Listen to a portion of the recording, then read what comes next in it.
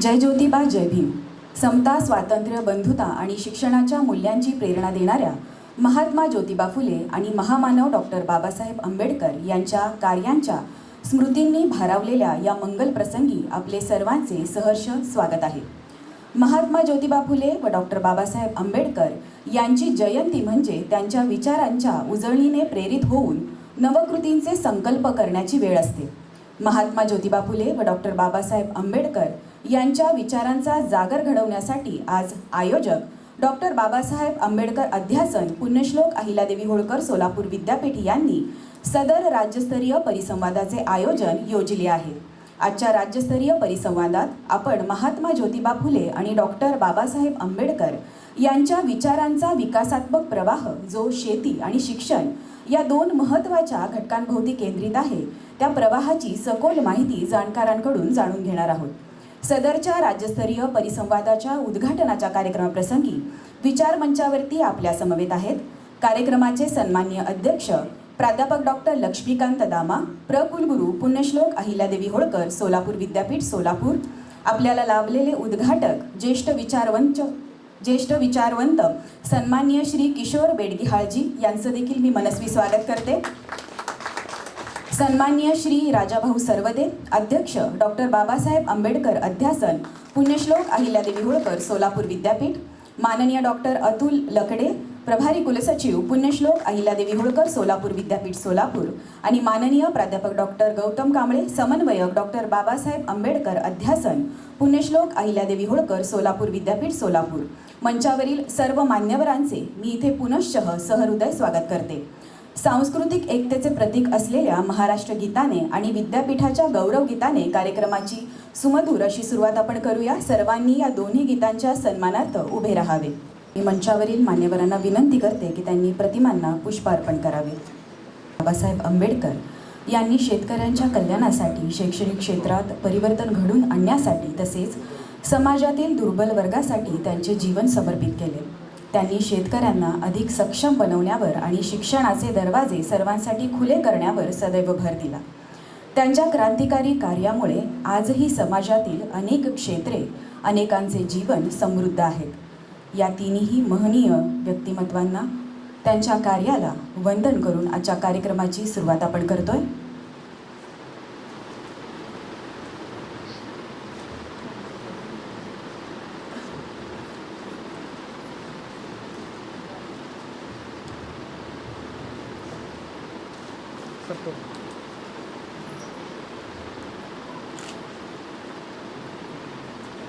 धन्यवाद. मी मान्यवरांना विनंती करते त्यांनी आसनस्थ व्हावे. ही विचार प्रवृत्त कार्यक्रमाची सुरुवात ही त्यामागच्या भूमिकेच्या मांडणीने होते. मी आदरपूर्वक आमंत्रित करते माननीय प्राध्यापक डॉक्टर गौतम कांबळे सरांना, समन्वयक डॉक्टर बाबासाहेब आंबेडकर अध्यासन, ते कार्यक्रमाची प्रस्तावना मांडतील.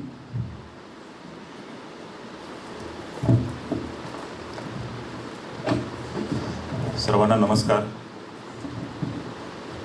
पुण्यश्लोक अहिल्यादेवी होळकर सोलापूर विद्यापीठ सोलापूर त्या अंतर्गत डॉक्टर बाबासाहेब आंबेडकर अध्यासन या अध्यासनाच्या वतीने महात्मा ज्योतिराव फुले व डॉक्टर बाबासाहेब आंबेडकर जयंती महोत्सवाच्या निमित्तानं राज्यस्तरीय परिसंवादाच्या या कार्यक्रमाच्या प्रसंगी व्यासपीठावर उपस्थित असलेले विद्यापीठाचे प्रकुलगुरू व या कार्यक्रमाचे अध्यक्ष प्रोफेसर डॉक्टर लक्ष्मीकांत दामा सर, या कार्यक्रमाच्या निमित्तानं उद्घाटक म्हणून उपस्थित असलेले महाराष्ट्रातील ज्येष्ठ विचारवंत श्री किशोर बेडगिहाळ सर,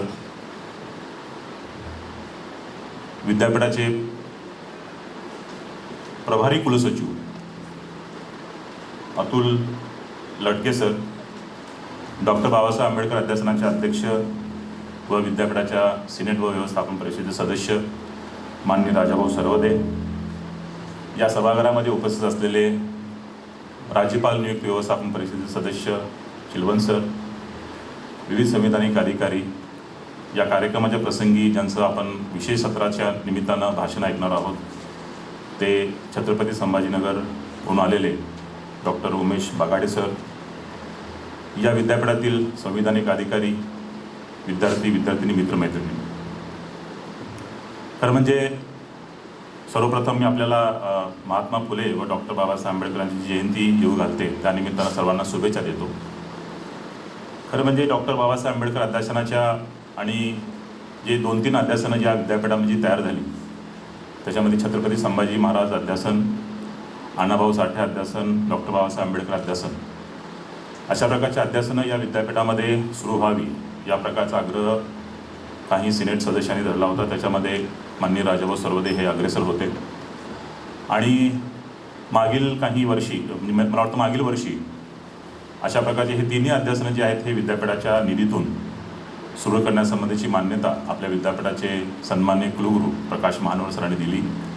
आणि त्या अंतर्गत हे तिन्ही अध्यासनं जे आहेत ह्या विद्यापीठामध्ये कार्यरत आहेत. याच्याशिवाय शासन मान्यता प्राप्त असलेले महात्मा बसवेश्वर अध्यासन असेल, पुण्यश्लोक अहिल्यादेवी होळकर अध्यासन असेल, हे स्वतंत्रपणे शासनाच्या निधीतून ते कार्यरत असतात आणि त्याचे काम जे आहे ते अतिशय चांगल्या पद्धतीने सुरू आहे. मागील 6 महिन्यापूर्वीच या सगळ्या प्रोसेस झाल्यामुळं पहिला कार्यक्रम जो आहे किंवा पहिलं व्याख्यान जे आहे या अध्यासनाचं आपण घेतलं 26 जानेवारी रोजी, ज्या दिवशी भारतीय राज्यघटनेला 75 वर्ष पूर्ण झाली. आणि 26 जानेवारी रोजी विद्यापीठाच्या सभागृहामध्ये डॉक्टर प्रोफेसर जगन्नाथ कराडे यांचं व्याख्यान जे आहे ते आयोजित करण्यात आलेलं होतं. आणि असा विचार आला की मग आपण या अध्यासनाच्या मार्फत एखादं राज्यस्तरीय परिसंवाद जे आहे ते घ्यायला हरकत नाही. आणि मग मी आणि राजाभाऊ सरवदे यांच्याशी चर्चा केल्यानंतर आम्ही असं ठरवलं की एक राज्यस्तरीय परिसंवाद महात्मा फुलेंच्या जयंतीनिमित्त डॉक्टर बाबासाहेब आंबेडकर अध्यासनाच्या वतीनं आपण घेऊ शकतो. आणि ते मग सन्मानित सगळे जे काय वक्ते आहेत त्यांच्याशी चर्चा केल्यानंतर त्यांनीही चांगला प्रतिसाद दिला आणि त्याचा परिणाम म्हणून आज आपण राज्यस्तरीय परिसंवादाचं आयोजन जे आहे ते या ठिकाणी केलेलं आहे. मला याची खात्री आहे की महात्मा फुले आणि डॉक्टर बाबासाहेब आंबेडकर यांचे शेती आणि शैक्षणिक धोरण या संदर्भातलं जे काही विवेचन आहे, जे काय त्याचं प्रबोधन जे आहे पूर्ण दिवसभरामध्ये या परिसंवादाच्या माध्यमातून होणार आहे. आणि महात्मा फुले यांना डॉक्टर बाबासाहेब आंबेडकर गुरु म्हणत असे. यावरून महात्मा फुलेंची जी काय उंची आहे म्हणजे किती मोठी आहे हे आपल्याला सर्व ज्ञात आहे. म्हणजे महात्मा फुले असतील, गौतम बुद्ध असतील किंवा मला वाटतं शाहू महाराज नाही, कबीर, संत कबीर, या तीन व्यक्तींना बाबासाहेब गुरु म्हणायचे. आणि या तिन्ही व्यक्तीशी बाबासाहेबांनी कधीही संवाद साधलेला नाही, कधी त्यांची भेट नाही. पण तरीसुद्धा या 3 व्यक्ती ह्या बाबासाहेबांच्या आयुष्यामध्ये गुरुचं स्थान जे आहे ते होतं. यावरून संत कबीर किंवा महात्मा फुले यांचं काम जे आहे ते किती महान आहे हे यावरून आपल्याला लक्षात येईल. मला खात्री आहे की मला स्वतःला पण डॉक्टर बाबासाहेब आंबेडकरांच्याविषयी अनेक मी संशोधन केलेलं आहे, PhD असेल, MPhil असेल. परंतु महात्मा फुले यांच्या जे काही शेतकऱ्यांचा असूड असेल किंवा सत्यशोधक समाजाच्या संदर्भातले त्यांचं जे काही विवेचन असेल हे सर्व ज्ञात आहे. त्यामुळं या परिसंवादाच्या माध्यमातून आपल्या सर्वांना एक अतिशय चांगल्या पद्धतीची बौद्धिक मेजवानी जी आहे ती मिळणार आहे याची मला खात्री आहे. आणि पुन्हा एकदा या परिसंवादाच्या निमित्तानं आणि आपल्या सर्वांचं स्वागत करतो. आपण इतक्या मोठ्या संख्येनं या परिसंवादाला उपस्थित राहिलात. मला खात्री आहे की जे शिक्षक आपल्याला जे काय जबाबदाऱ्या दिलेल्या असतील टेक्निकली, त्या सगळ्या जबाबदाऱ्या आपण या परिसंवादाच्या निमित्तानं सुद्धा पार पाडाल. पुन्हा एकदा आपल्या सर्वांचं स्वागत करतो आणि थांबतो. धन्यवाद. धन्यवाद आदरणीय प्राध्यापक डॉक्टर गौतम कांबळे सर. ज्यांच्या आगमनाने आजचा दिवस विशेष झाला आहे अशा प्रमुख अतिथींचे शब्दचित्र उभे करण्यासाठी मी माझ्या प्रिय सहकारी भगिनी सामाजिक शास्त्रे संकुलामध्ये सहाय्यक प्राध्यापक म्हणून कार्यरत असणाऱ्या माननीय डॉक्टर सुनीता गाजरे पाटील मॅडम यांना आमंत्रित करते.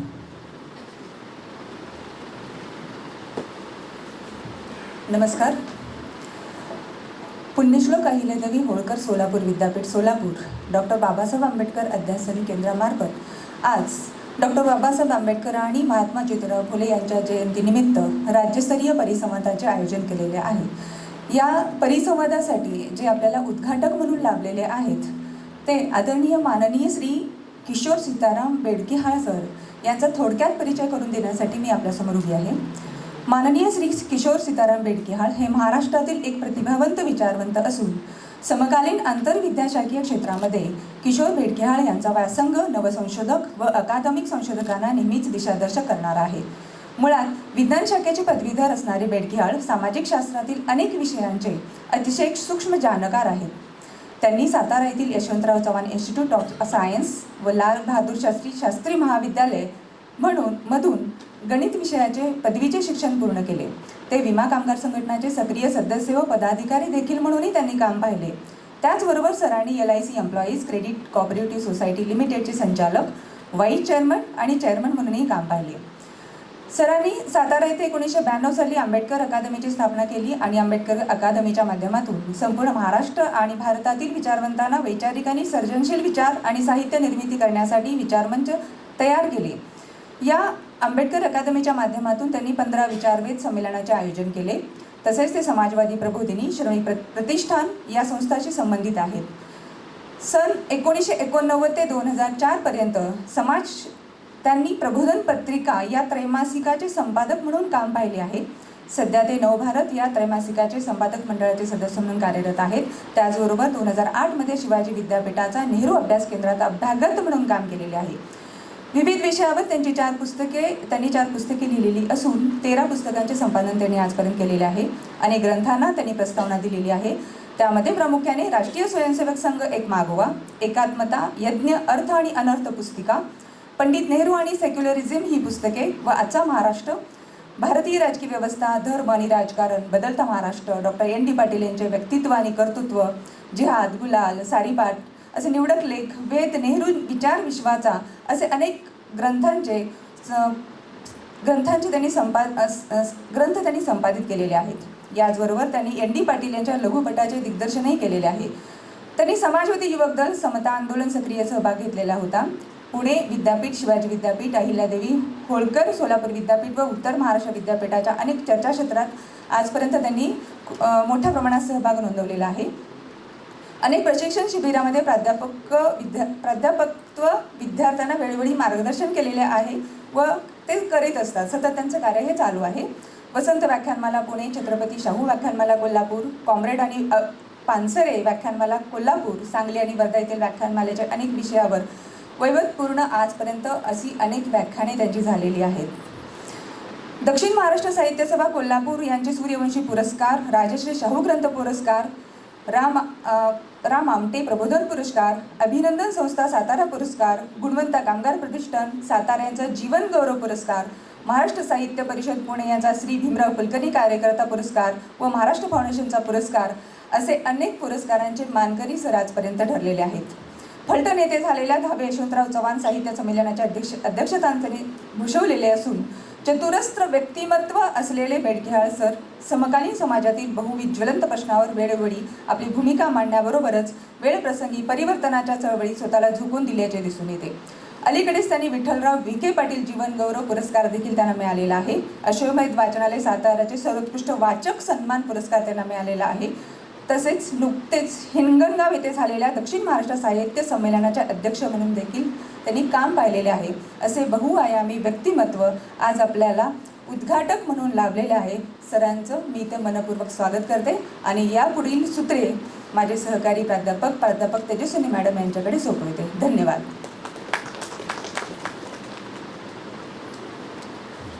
धन्यवाद माननीय डॉक्टर सुनीता गाजरे पाटील मॅडम.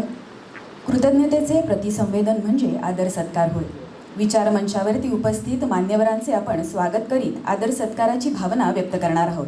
मी सर्वप्रथम आदरणीय प्राध्यापक डॉक्टर लक्ष्मीकांत दामा सरांना विनंती करते की त्यांनी सन्मान्य श्री किशोर बेडकिहाळजी यांचं या प्रसंगी स्वागत करावं, ज्यांचे विचार शाश्वत सत्याच्या दिशेने नेणारे आहेत आणि ज्यांच्या योगदानामुळे समाजाची शाश्वत उन्नती साधली जात आहे.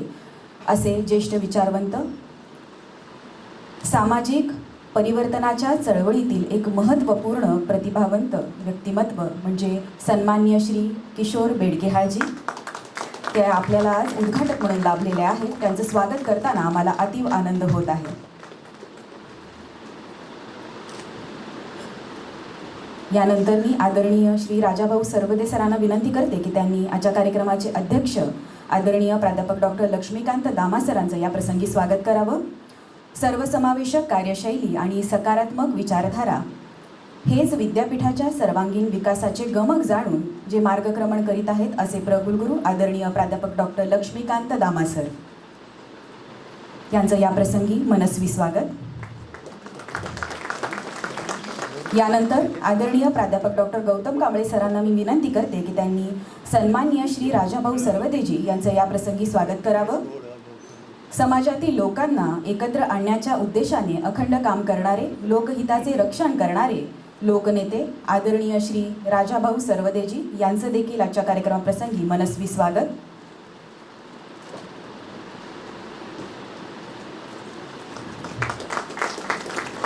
मी आदरणीय प्राध्यापक डॉक्टर गौतम कांबळे सरांना पुनश्च विनंती करते की त्यांनी माननीय डॉक्टर अतुल लकडेजी यांचं या प्रसंगी स्वागत करावं. प्रशासनाच्या विविध आव्हानां सामोरे जात आपल्या कार्याच्या शुद्धतेने व प्रसन्नतेने नेहमीच प्रेरणा देणारे विद्यापीठाचे प्रभारी कुलसचिव माननीय डॉक्टर अतुल लकडेजी यांचं देखील या प्रसंगी मनस्वी स्वागत.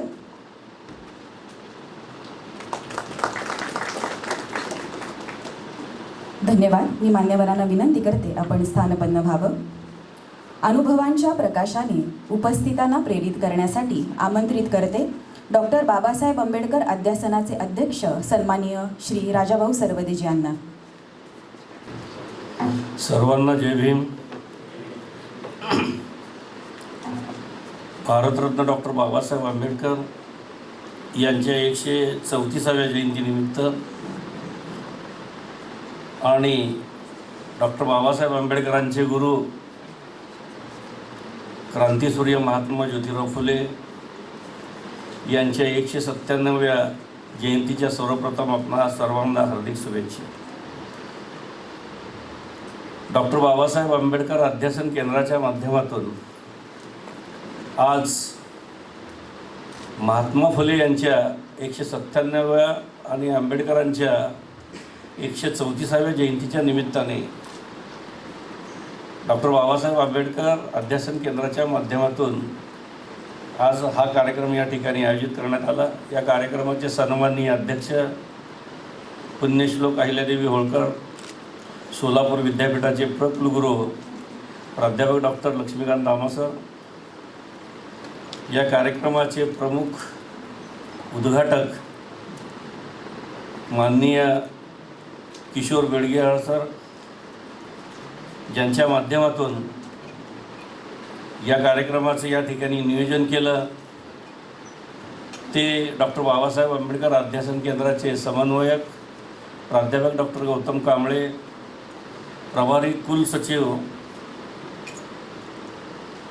लकडे सर, या कार्यक्रमाला उपस्थित असलेले सर्व विद्यापीठातील प्राध्यापक, कर्मचारी, विद्यार्थी मित्र, पत्रकार बंधू आणि भगिनींनो, खरं तर सोलापूर जिल्ह्यासाठी एकमेव असणारे हे विद्यापीठ आणि या विद्यापीठामध्ये इतर विद्यापीठाप्रमाणे राष्ट्रपुरुषांनी केलेल्या कामाची माहिती किंवा त्यांची विचारधारा विद्यार्थ्यांना अवगत व्हावी यासाठी राज्यातील 18 विद्यापीठामध्ये हे अध्यासन केंद्र चालू होते. परंतु सोलापूर जिल्ह्यासाठी एकमेव असणाऱ्या या विद्यापीठामध्ये डॉक्टर बाबासाहेब आंबेडकर अध्यासन केंद्र, छत्रपती संभाजीराजे अध्यासन केंद्र, लोकशाहीर अण्णाभाऊ साठे अध्यासन केंद्र, या केंद्राची निर्मिती व्हावी, अध्यासन केंद्र सुरू व्हावं यासाठी 2017पासून अधिसभा सदस्य म्हणून आम्ही या ठिकाणी प्रयत्न केला आणि जवळजवळ शासनाने परिपत्रक काढलं की आता अध्यासन केंद्राला आम्ही मान्यता देणार नाही किंवा अनुदान देणार नाही. परंतु शासनाचा आदेश निघाला सप्टेंबर 23ला की त्याच्या अगोदरचे अध्यासन केंद्र होते आणि हे अध्यासन केंद्राच्या माध्यमातून हे सुरू करणं अत्यंत गरजेचं होतं. हे जरी विद्यापीठ एका जिल्ह्यासाठी जरी असलं तर या अध्यासन केंद्राच्या माध्यमातून थोर पुरुषाची, राष्ट्रपुरुषांची विचारधारा, त्यांनी केलेले सामाजिक कार्य, राष्ट्रासाठी केलेलं त्यांचं योगदान हे तरुण पिढीला अवगत व्हावं, माहिती व्हावं आणि त्यांच्या ज्ञानामध्ये भर पडावी हा त्यामागचा उद्देश. 2022ला आम्ही प्रयत्न करून अधिसभा सदस्यामध्ये ह्याला मान्यता घेतली, विद्यापीठाच्या व्यवस्थापन परिषदेने मान्यता दिली आणि शासनाकडे प्रस्ताव गेल्यानंतर हा प्रस्ताव शासनाकडेच पडला. त्यानंतर शासनाने डायरेक्ट महात्मा बसवेश्वर अध्यासन केंद्र आणि ज्यांच्या नावानं आपलं विद्यापीठ चालतं ते पुण्यश्लोक अहिल्यादेवी होळकर या 2 अध्यासन केंद्राला शासनाने मान्यता दिली. त्या पद्धतीचं प्रत्येक म्हणजे महात्मा बसवेश्वर अध्यासन केंद्राला 3 कोटी आणि पुण्यश्लोक अहिल्यादेवी होळकर अध्यासन केंद्राला 3 कोटी अशा पद्धतीचा निधी महाराष्ट्र शासनानं दिला. परंतु ह्या राहिलेल्या 3 अध्यासन केंद्राला शासनाने निधी दिला नाही. विद्यापीठाच्या अंदाजपत्रकामध्ये, अधिसभेच्या अंदाजपत्रकामध्ये हा विषय आम्ही मांडला आणि त्या ठिकाणी या अध्यासन केंद्राला प्रत्येकी 5 लाख प्रमाणे त्या ठिकाणी वर्षाचं नियोजन आम्ही केलं. त्याला अधिसभेच्या सर्व सदस्यांनी मान्यता दिली, व्यवस्थापन परिषदेच्या सर्व सदस्यांनी मान्यता दिली आणि त्यानुसार हे 3 अध्यासन केंद्र, डॉक्टर बाबासाहेब अध्यासन केंद्र, लोकशाहीर अण्णाभाऊ साठे अध्यासन केंद्र आणि छत्रपती संभाजीराजे अध्यासन केंद्र, या 3 केंद्राची सुरुवात विद्यापीठाच्या ह्या फंडातून आपण या ठिकाणी सुरू केली आहे. डॉक्टर बाबासाहेब आंबेडकर अध्यासन केंद्राचा हा दुसरा कार्यक्रम आहे. कांबळे सरांनी सांगितल्याप्रमाणे प्रजासत्ताक दिनी 26 जानेवारीला आपण पहिला कार्यक्रम घेतला आणि ह्या 2 महापुरुषांच्या जयंतीच्या निमित्ताने कार्यक्रम घ्यावा. तसं तर वर्षभर अध्यासन केंद्राच्या माध्यमातून आम्ही कार्यक्रमाचं नियोजन केले. प्रत्येक महिन्याला कार्यक्रम व्हावा. देशाच्या संविधानाला 75 वर्ष पूर्ण झाल्यानिमित्त संविधानानं आपल्याला काय दिलं या माध्यमातून चर्चासत्र आम्ही ठेवायचा प्रयत्न करतो. वर्षभर संविधानाची परिणिती, संविधानामुळं काय मिळालं, आज संविधानामुळं देश जगामध्ये महासत्ता बनू पाहत आहेत, त्या संविधानाचं महत्त्व लोकांना कळावं, विद्यार्थ्यांना कळावं, हा त्यामागचा उद्देश होता. आणि आजचा जो विषय घेतला की महात्मा फुले आणि डॉक्टर बाबासाहेब आंबेडकर यांचा शेतीविषयक जे धोरण होतं, खरं तर डॉक्टर बाबासाहेब आंबेडकरांनी 1952 साली नद्याजोड प्रकल्पाची संकल्पना मांडली. त्यावेळेस जर ती मंजूर झाली असती तर आज देशामध्ये एवढा दुष्काळ पडला नसता, पाणी मुबलक झालं असतं. बाबासाहेबाची संकल्पना भाकरा नांदगल धरण पूर्ण करून खऱ्या अर्थानं बाबासाहेबांनी आपलं शेतीचं आणि पाण्याचं नियोजन त्या पद्धतीनं या देशाला दाखवून दिलेलं आहे. आणि ही महात्मा फुलेच्या पुण्यानं आज महात्मा फुलेची अवस्था बघितली त्यांच्या विचारधारेची तर जातीमध्ये विभागला गेलं हा प्रकार. महात्मा फुले हे माळ्याचे, बाबासाहेब आंबेडकर हे पूर्वीचे महाराष्ट्राचे बौद्धाचे, शाहू महाराज मराठ्याचे, हे जे समीकरण समाजामध्ये आणि जातीमध्ये द्वेष निर्माण करण्याचा जो प्रयत्न चालला त्या प्रयत्नाला कुठंतरी ब्रेक लावण्यासाठी अध्यासन केंद्राच्या माध्यमातून या राष्ट्रपुरुषाचं कार्य विद्यार्थ्यापर्यंत पोहोचवण्याची जबाबदारी अध्यासन केंद्राने घेतलेली आहेत.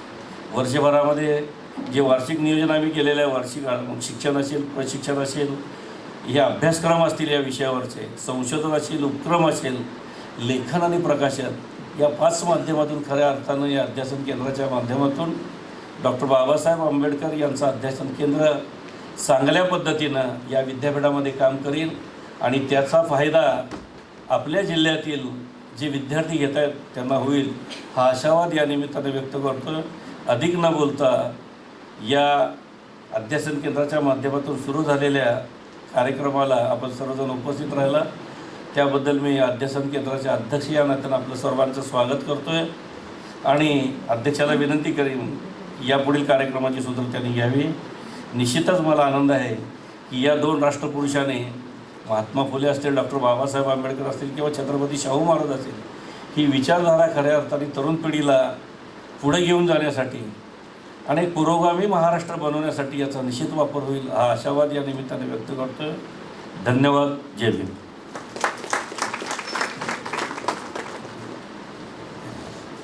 धन्यवाद आदरणीय श्री राजाभाऊ सरवदेजी. आपल्या विचारांनी महाराष्ट्रात परिवर्तनाचा सूर निर्माण करणारे ज्येष्ठ विचारवंत सन्माननीय श्री किशोर बेडगेहाळ सर यांचे उद्घाटनपर भाषण आपल्याला अधिक समृद्ध करेल. मी आदरणीय श्री किशोर बेडगेहाळ सरांना विनंती करते की त्यांनी कृपया आजच्या प्रसंगी आम्हाला मार्गदर्शन करावं.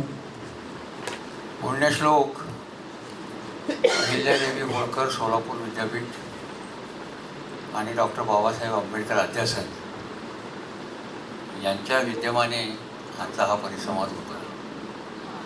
या निमित्ताने व्यासपीठावर असणारे या विद्यापीठाचे कुलगुरू दामाजी, त्याचबरोबर या अध्यासनाचे अध्यक्ष राजाभाऊ सरवदे आणि या कार्यक्रमाचे मुख्य संयोजक प्राध्यापक गौतम कांबळे त्याचबरोबर व्यासपीठासमोर बसलेल्या मान्यवरांमध्ये डॉक्टर उमेश पगाडे, या विद्यापीठाचा प्राध्यापक वर्ग, विद्यार्थी बंधूंनो आणि भगिनी, सगळ्यात पहिल्यांदा मी आज महात्मा फुले आणि डॉक्टर बाबासाहेब आंबेडकर यांच्या स्मृतींना अभिवादन करतो. या दोघांच्या स्मृतीला अभिवादन करत असतानाच आणखीन काही व्यक्तींचा मी मुद्दाम उल्लेख करणार आहे. डॉक्टर यशवंत सुमंत हे पुणे विद्यापीठामध्ये राज्यशास्त्राचे प्राध्यापक होते, विभाग प्रमुख होते. निवृत्तीनंतर अल्पावधीतच त्यांचं निधन झालं. ती तारीखही 11 एप्रिल फुले जयंतीचीच तारीख होती. आणि फुल्यांच्या वाङ्मयाचा, फुल्यांच्या विचारांचा एक वेगळा अन्वयार्थ लावणारा अभ्यासक म्हणून त्यांची ख्याती होती. त्यांच्याही स्मृतीला मी आज अभिवादन करतो आणि माझ्या विवेचनाला सुरुवात करतो. शरद जोशींनी ज्योतिराव फुल्यांना शतकाचा मानाचा मुद्रा असं त्यावेळेला म्हटलेलं होतं आणि त्यांच्या वाङ्मयावर काही लिहिलेलंही होतं. त्याची चिकित्साही त्यांनी केलेली होती. कुठल्याही शेतकरी नेत्यांनी आत्तापर्यंत फुल्यांची या पद्धतीने चिकित्सा केली नाही आणि त्यांच्याबद्दल आदरही दाखवला नव्हता. ते काम शरद जोशींनी केलं, त्यामुळे त्यांच्याही स्मृतीला अभिवादन. फुले ते आंबेडकर हे जरी आपण जयंतीच्या अंगाने आणि तारखांच्या अंगाने म्हणत असलो तरीसुद्धा महात्मा फुले ते डॉक्टर बाबासाहेब आंबेडकर हा एक वैचारिक प्रवास आहे, ही एक विचारधारा आहे. आणि फुल्यांपासून सुरू झालेल्या विचारधारेचं परिपूर्ण रूप आपल्याला बाबासाहेब आंबेडकरांच्या विचारामध्ये, कार्यामध्ये आढळून येतं. बाबासाहेबांच्या विचारात आढळून येतं तसं बाबासाहेबांच्यावर आपल्या देशाची राज्यघटना निर्माण करण्याची जी जबाबदारी टाकली गेलेली होती त्याच्यामध्ये फुल्यांच्या विचारांची मूलभूत बीजं त्यांना समाविष्ट करता आली. या अर्थानं फुल्यांच्या काळापासून सुरू झालेला प्रवास बाबासाहेबांच्या घटना निर्मितीपर्यंत जाऊन पोचतो. म्हणून हा केवळ तारखांचा योगायोग आहे अशातला भाग नाही, हा एका विचारधारेचा प्रवास आहे असं मला वाटतं. फुल्यांकडे कसं पाहायचं हा एक प्रश्न नेहमीच चर्चेला गेलेला आहे. फुले सुधारक होते का सामाजिक क्रांतिकारक होते का सर्वांगीण गुलामगिरीच्या विरोधातले पहिले बंडखोर होते? मी असं मानतो सर्वंकष पातळीवरच्या गुलामगिरीविरुद्ध आवाज उठवणारे, लिहिणारे आणि लढणारे असे ज्योतिबा हे फार मोठे त्या काळातले बंडखोर होते. त्या अर्थानं सामाजिक क्रांतिकारकही होते. दुसऱ्या बाबतीत असं म्हणायचं झालं तर ज्या समुदायांची बाजू महात्मा ज्योतिबा फुल्यांनी आयुष्यभर लावून धरली ते शूद्र आणि अतिशूद्र समाज किंवा समूह आपण म्हणू त्यांना, या वर्गाचे एका अर्थाने ग्रामशील, ज्याला ऑर्गॅनिक इंटलेक्च्युअल म्हणतो, त्या पद्धतीचं एक काम महात्मा फुल्यांनी पार पाडल्याचं आपल्याला दिसतं. त्यांच्या लेखनामध्ये, लिखाणामध्ये, विचारामध्ये, त्यांच्या कार्यक्रम पत्रिकांमध्ये सातत्याने या समुदायांच्या उत्थानाची काळजी, यांचं भवितव्य आणि सर्वात महत्त्वाचं म्हणजे माणूस म्हणून या समुदायांची प्रतिष्ठा प्रस्थापित होणं याला त्यांनी अग्रक्रम दिलेला आहे. आणि त्याच्यासाठी त्यांनी एका बाजूला वैश्विक पातळीवरची एक विचारधारा आणि त्याला भारतीय आणि इथल्या मातीचा संदर्भ घेऊन इथली एक विचारधारा, असं दोन्हीचा संयोग करून त्यांनी स्वतःची एक विचारधारा निर्माण केलेली आहे. सगळ्यांना माहिती आहे आपल्याला की गुलामगिरी हा ग्रंथ त्यांनी अमेरिकेतल्या चळवळींना अर्पण केलेला होता. ही त्यांची वैश्विक दृष्टी झाली, पण त्याचबरोबर इथल्या सगळ्या गुलामगिरीत असणाऱ्या समुदायांचं त्यांना गुलामगिरीतून बाहेर काढणं आणि स्वातंत्र्यापर्यंत नेणं हे त्यांचं आयुष्यभरचं एक उद्दिष्ट होतं असं मला वाटतं. त्या काळातल्या सगळ्याच समाजामध्ये बदल करू पाहणाऱ्या लोकांच्यामध्ये शिक्षण हा एक समान असतेचा विषय दिसतो. शिक्षणाकडे मी जरा नंतर वळेल, पण नोंदवून ठेवतो इथे. महात्मा फुले असोत, बाबासाहेब आंबेडकर असोत, फुल्यांच्या त्यानंतरच्या काळामधले टिळक, आगरकर, चिपळूणकर ही त्रयी असो, या सगळ्यांचा भर एका अंगाने शिक्षणावर होता. शिक्षणाचे प्राधान्यक्रम प्रत्येकाच्या अर्थातच वेगळे होते, पण शिक्षण हा एक समान असतेचा विषय आपल्याला त्या काळामध्ये दिसतो. आणि पारतंत्र्याच्या काळामध्ये गुलामगिरी भोगत असणाऱ्या आपल्या समाज बांधवांना याच्यातून बाहेर काढायचं असेल तर शिक्षणाशिवाय तरुणोपाय नाही, याची खात्री फुल्यांपासून आंबेडकरांपर्यंत सगळ्या विचारवंतांमध्ये आपल्याला दाखवता येते. फुल्यांच्या समोरचं आव्हान हे दुहेरी होतं. एका बाजूला ते ज्या समुदायासाठी काम करत होते, ज्यांच्यासाठी लिहित होते, तो सगळा समुदाय हा पराकोटीच्या अज्ञानाने ग्रासलेला होता, रूढीग्रस्ततेच्या ओझ्याखाली होता, आर्थिक ओढग्रस्तीखाली अडकलेला होता आणि आसमानी सुलतानी येणारी संकटं याचाही त्याला सामना करावा लागत होता. फुल्यांच्या आयुष्याच्या प्रयोजनामध्ये 2 गोष्टींबरोबर त्यांचा सततचा लढा आहे. त्यातली प्रायोरिटीची भाग आहे ब्राह्मणशाहीची, आणि दुसरा जरी त्यांनी लढा पूर्णपणे त्या पातळीवर उभा केला नसला तरी त्याच्याबद्दलची सातत्याने मांडणी केली ती त्या काळातली साम्राज्यशाही.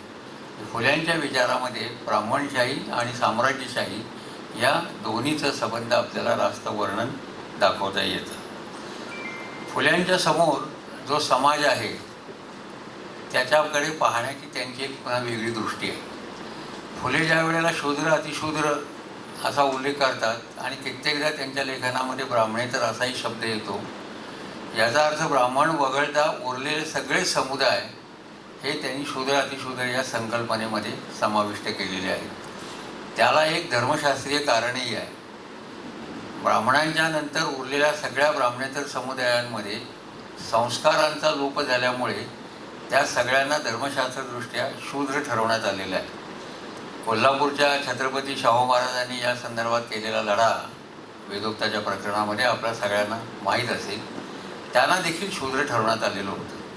त्यामुळे एका बाजूला धर्मशास्त्राची मक्तेदारी असणारे, धर्मशास्त्राचे संस्कार स्वतःपुरते मर्यादित करणारे एक ब्राह्मण वर्णही, आणि दुसऱ्या बाजूला हा सगळ्या संस्कार लोपापासून हे झालेला असा शूद्र अतिशूद्रांचा एक समुदाय, अशी फुल्यांची कल्पना असल्यामुळे ब्राह्मण सोडून ते सगळ्या समुदायांबद्दल एका अंगाने बोलत आहेत. त्याच्यामागे त्या काळातल्या धर्मशास्त्राची ही एक समज आहे, हे आपल्या लक्षात घ्यायला पाहिजे. दुसऱ्या बाजूला फुल्यांच्या डोळ्यासमोर जो काळ आहे, किंवा फुले ज्या काळामध्ये प्रत्यक्ष जन्माला आले तो काळ हा पेशवाई नुकतीच संपलेला काळ आहे. 1818ला पेशवाई संपली, 1827ला फुल्यांचा जन्म आहे 9 वर्षानंतर. आणि एवढंच नव्हे तर पेशवाईचा जो शेवटचा कालखंड आहे, विशेषतः दुसऱ्या बाजीरावाचा, त्या कालखंडामध्ये धर्मकारणाला आलेला उन्मत्तपणा आणि दुसऱ्या बाजूला संबंध राज्याची थैली किंवा खजिना एका विशिष्ट वर्गासाठी रित करण्याचं राज्यकर्त्यांचं त्यावेळचं धोरण, आणि दुसऱ्या बाजूला शूद्र अतिशूद्रांवर अन्याय करण्याचं धोरण, हा जो संबंध त्या काळातला ठसा आहे, या सगळ्या घडामोडी आहेत, याचा फुल्यांच्या मनावर एक तीव्र ठसा उमटलेला आहे. आणि त्याच्यामुळे फुल्यांची लेखणी वाणी ब्राह्मणशाहीबद्दल अत्यंत भेदक पद्धतीनं सातत्यानं लेखन करून तिच्यावर हल्ला करत आली असं आपल्याला दिसतं. आता प्रश्न खरा पुढचा आहे. फुल्यांनी ज्या वेळेला शेतकऱ्याचा आसूड लिहिला त्यावेळेला फुल्यांच्या मनामध्ये काय होतं, आणि फुल्यांनी तो आसूड लिहित असताना कशा कशा पद्धतीनं फुले पुढे गेलेले आहेत हे आपल्याला पाहायला पाहिजे. एका बाजूला त्यांना असं दिसतंय की इथला सगळा शेतकरी हा रूढीग्रस्त आहे, अज्ञानग्रस्त तर आहेच आहे, पण त्याहीपेक्षा ब्राह्मणी धर्मशास्त्राच्या कचाट्यामध्ये सापडल्यामुळे धर्माच्या पलीकडे जाऊन स्वतंत्र काही करणं ही गोष्ट त्याला भीतीदायक वाटते, जणू काही पाप वाटते. अशा पद्धतीनं त्याला ब्राह्मणी धर्मशास्त्रामध्ये अडकवून ठेवण्यात आलेलं आहे.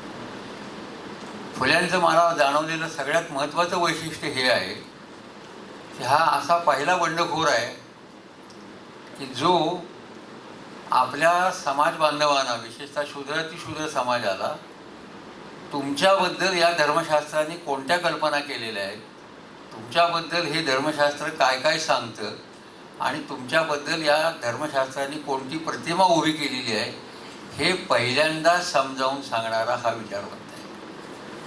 त्यांच्या काळातल्या इतर विचारवंतांनी परंपरेची चिकित्सा केली, परंपरेतले दोष दाखवले, पण विशेषतः लोकहितवादी आणि आगरकरांचा जर विचार आपण केला तर त्यांच्या चिकित्सेची भूमिका जरी वैश्विक असली तरी त्यांच्या चिकित्सेचे जे समाजगट होते ते पुन्हा ब्राह्मण वर्गापुरते मर्यादित होते.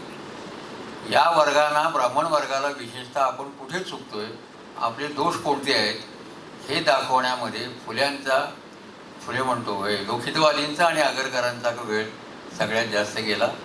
आणि त्यामुळे त्यांची चिकित्सा ही बहुजन समाजापर्यंत जाऊन पोचलेली नाही. याच्यात भाषेच्याही प्रश्नाचा अडसर आहे. लोकितवादींची आणि आगरकरांची भाषा आणि बहुजनांची भाषा याच्यामध्ये पुन्हा फरक आहे. फुल्यांचं वैशिष्ट्य हे की ते चिकित्साही करतात. त्या चिकित्सेचा तात्विक पाया वैश्विक आहे, पण ती चिकित्सा करत असताना ज्या समाजगटांबद्दल ते काम करत आहेत त्या समाजगटांचं धर्मशास्त्रातलं स्थान काय आहे याचं शिक्षण ते त्यांना देत आहेत. याच्याबद्दल त्यांचं प्रबोधन ते सातत्याने करत आहेत. आणि मग अशा धर्माने तुम्हाला गुलाम केलेला असताना तुम्हाला स्वतंत्र व्हायचं असेल तर हे धर्मशास्त्र, या धर्मशास्त्राची चौकट तुम्हाला झुगारून दिली पाहिजे याचं ते सातत्याने आवाहन करतात. फुल्यांच्या व्यक्तिमत्वाचं दुसरं एक वैशिष्ट्य आहे ते त्यांच्या भाषेचं आहे. अलीकडे काही अभ्यासकांनी, भालचंद्र नेमाडे असतील, भास्कर भोळे असतील, अन्य काही अभ्यासक असतील, यांनी फुल्यांच्या भाषाशैलीच्या योगदानाची एक विशेष दखल निरनिराळ्या ठिकाणी घेतलेली आहे. आणि ही भाषाशैली बहुजनांच्या भाषेशी कशी जवळीक साधणारी आहे, त्यांची अखंडारी रचना अभंग सदृश काय पद्धतीनं लिहिली गेलेली आहे, समाज प्रबोधनाचे कोणते तपशील त्याच्यामध्ये मिळतात, अंधश्रद्धा निर्मूलनाला यातल्या कोणत्या अखंडांचा उपयोग होतो किंवा फुल्यांच्या लेखनातल्या कोणत्या गोष्टींचा उपयोग होतो, अशा अनेक बाबी आज अभ्यासकांनी आपल्याला दाखवून दिलेल्या आहेत असं दिसतं. त्याच्यामुळे फुल्यांची भाषा ही त्यांच्या समुदायाशी जवळीक साधणारी, एका अर्थाच्या बोलीभाषेच्या सदृशच पद्धतीनं फुले बोलत आहेत. आणि दुसरं, आगरकर किंवा लोकितवादींसारखे ते असं एखाद्या समुदायाला ॲबस्ट्रॅक्ट पातळीवर नेऊन ॲड्रेस करतायत असं होत नाही. ते ज्यांना हे सगळं सांगतायत तो समुदाय त्यांच्यापुढे स्वच्छ आहे, विशिष्ट आहे. आणि त्याच्यामुळे त्यांची टीका, त्यांचं विश्लेषण हे आधीच्या समाजसुधारकांच्या पेक्षा अधिक भेदक आणि अधिक मूलगामी होताना आपल्याला दिसतं. म्हणून फुल्यांच्या या व्यक्तिमत्वाच्या वैशिष्ट्यांची नोंद घेतल्यानंतर त्यांच्या शेतीच्या प्रश्नाकडे आपण बोलू. शेतीच्या प्रश्नाचा विचार करताना फुले सगळ्यात प्रथम ब्रिटिश येण्यापूर्वी इथे शेतीची काय अवस्था होती याचा एक तपशील आपल्याला शेतकऱ्याच्या आसूडमध्ये सादर करतात. आणि ब्रिटिश येण्यापूर्वीच्या यात असं म्हणत असताना सुद्धा बाजीरावाची कारकीर्द वगळून शेवटच्या त्याच्या आधीचे जे राज्यकर्ते होऊन गेले त्या राज्यकर्त्यांच्या ठायी असणारी जी किमान दृष्टी होती, रस्त्याच्या दुतर्फा झाडं लावणं, पाण्याच्या व्यवस्था करणं, कालवे खणणं, याची नोंद एका बाजूला फुले घेतात. आणि दुसऱ्या बाजूला ब्रिटिश राजवट आल्यापासून यातल्या कोणत्या गोष्टी नाहीशा झालेल्या आहेत याचाही त्यांनी त्या ठिकाणी नोंद घेतलेली आहे.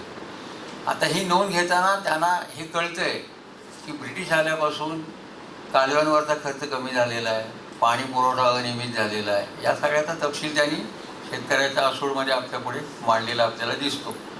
पण दुसरी पण एक गोष्ट त्यांना अशी दिसते आहे की ब्रिटिश आल्याच्या नंतर इंग्रजी शिक्षण इथे सुरू झालं, त्याचा फायदा घेतलेला जो सबंध ब्राह्मण वर्ग आहे तो वर्ग इंग्रजी नोकरशाहीच्या मर्मस्थानी जाऊन बसलेला वर्ग आहे. जसं इकडे ब्राह्मण आहे तसं बंगालमध्ये त्या काळामधल्या भद्र समाजातले काही लोक असेच त्या ठिकाणच्या नोकरशाहीमधल्या मर्मस्थानी जाऊन बसलेले आपल्याला दिसतात. आणि ही नोकरशाही ज्यांच्या हातामध्ये आहे त्यांच्या हातामध्ये या समाजाचं भलं करण्याची बरीच शक्यता असते. पण ही नोकरशाही ब्राह्मण असल्यामुळे असं करणार नाही ही फुल्यांची खात्री होती. म्हणून त्यांच्या लेखनामध्ये भट, कामगार, सरकारी कामगार अशा प्रकारचे शब्द येताना आपल्याला दिसतात. आणि त्याच्या पुढे फुले असा एक निष्कर्ष टाकतात की जरी ब्रिटिश सत्ता आलेली असली ती दयाळू आहे, कनवाळू आहे, आमच्याबद्दल तिला काहीतरी ममत्व आहे असं जरी त्यांना वाटत असलं तरीसुद्धा त्या सत्तेला ही नोकरशाही काम करू देत नाही. एखादं दोन करून सांगणं, खोटं नाटक करून सांगणं आणि ब्राह्मणेतरांच्या विकासामध्ये किंवा खोडा घालणं, अडचणीमध्ये वाढ करणं या प्रकारचं काम सातत्याने हा वर्ग करत असतो अशी फुल्यांची एक धारणा त्या काळामध्ये झालेली दिसते. बऱ्याच अंशी ती धारणा खरी पण आहे. ती काही 100% खरी असं मी म्हणणार नाही, पण बऱ्याच अंशी ती खरी आहे, कारण फुल्यांचा प्रत्यक्ष अनुभव त्या पद्धतीचा होता. त्या काळामधले असलेले तलाठी असेल, कुलकर्णी असेल, पाटील असतील किंवा अन्य काही पदं असतील, या सगळ्या पदांमध्ये या वर्गातला भरणा आपल्याला अधिक दिसतो. सरकारी नोकरशाहीमध्ये सुद्धा कारकुनी असेल, अव्वल कारकुनी असेल किंवा शिरस्तेदारी असेल, या प्रकारच्या याच्यामध्ये सुद्धा या वर्गाचा भरणा आपल्याला जास्तीत जास्त दिसतो. आणि या वर्गाचा हेतू फुले का गृहीत धरतात त्याला कारण आहे. रावबाजीच्या किंवा दुसऱ्या बाजीरावाची जी कारकीर्द मी म्हणालो, त्याचा जो ठसा फुलेवर उमटलेला आहे, त्या ठशामध्ये ब्राह्मणेतरांचं फॉर्मल शिक्षण त्या काळामध्ये जे काही दिलं जात असेल ब्राह्मणांना, तेवढं सुद्धा झालेलं नाही. प्राथमिक शिक्षणही झालेलं नाही. त्या सरकारचा, पेशव्यांच्या, उत्तर पेशवाईच्या सरकारांचा या प्रकारावर विश्वासही नव्हता आणि म्हणून ब्राह्मणेतरांना शिक्षण देऊ नये अशा प्रकारची यांची धारणा होती.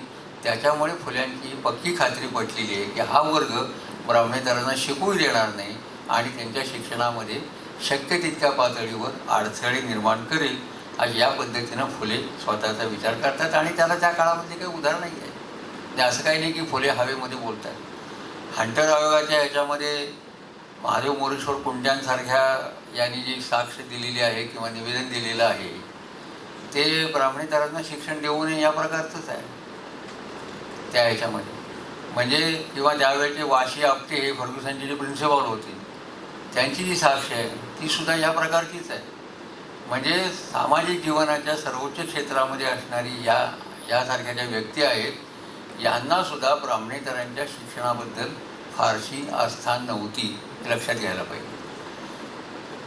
त्यावेळच्या महाराष्ट्रामध्ये फुल्यांच्यापासून जी शिक्षणाची मॉडेल्स निर्माण झाली, त्याचा उल्लेख करून त्याच्या तपशिलाकडे मी नंतर येतो.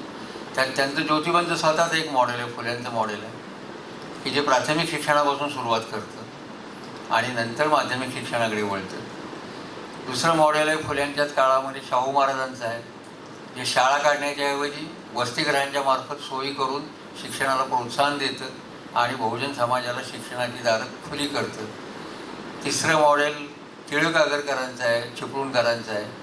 ते मॉडेल प्राथमिक शिक्षणाऐवजी माध्यमिक शिक्षण, न्यू इंग्लिश स्कूलसारख्या आणि फर्ग्युसन कॉलेज या वरच्या शिक्षणाला फक्त प्राधान्य देतं, कारण तोपर्यंत ब्राह्मणांच्या प्राथमिक शिक्षणाचा प्रश्न सुटलेला आहे. त्यांच्या पुढच्या शिक्षणाची सोय हीच रई करती आहे, हे फुले डोळ्यांनी पाहते होते त्यावेळेला. चौथं मॉडेल शाहू महाराजांचं ह्यांचं झाल्यानंतर एक कर्मवीर बाळाराव पाटलांचं मॉडेल आहे. त्याच्यामध्ये फुले, शाहू या दोघांच्याही मॉडेलचं एक संमिश्रण झालेलं आहे. आणि त्याच्यानंतरचं मॉडेल आहे ते बाबासाहेब आंबेडकरांचं मॉडेल आहे.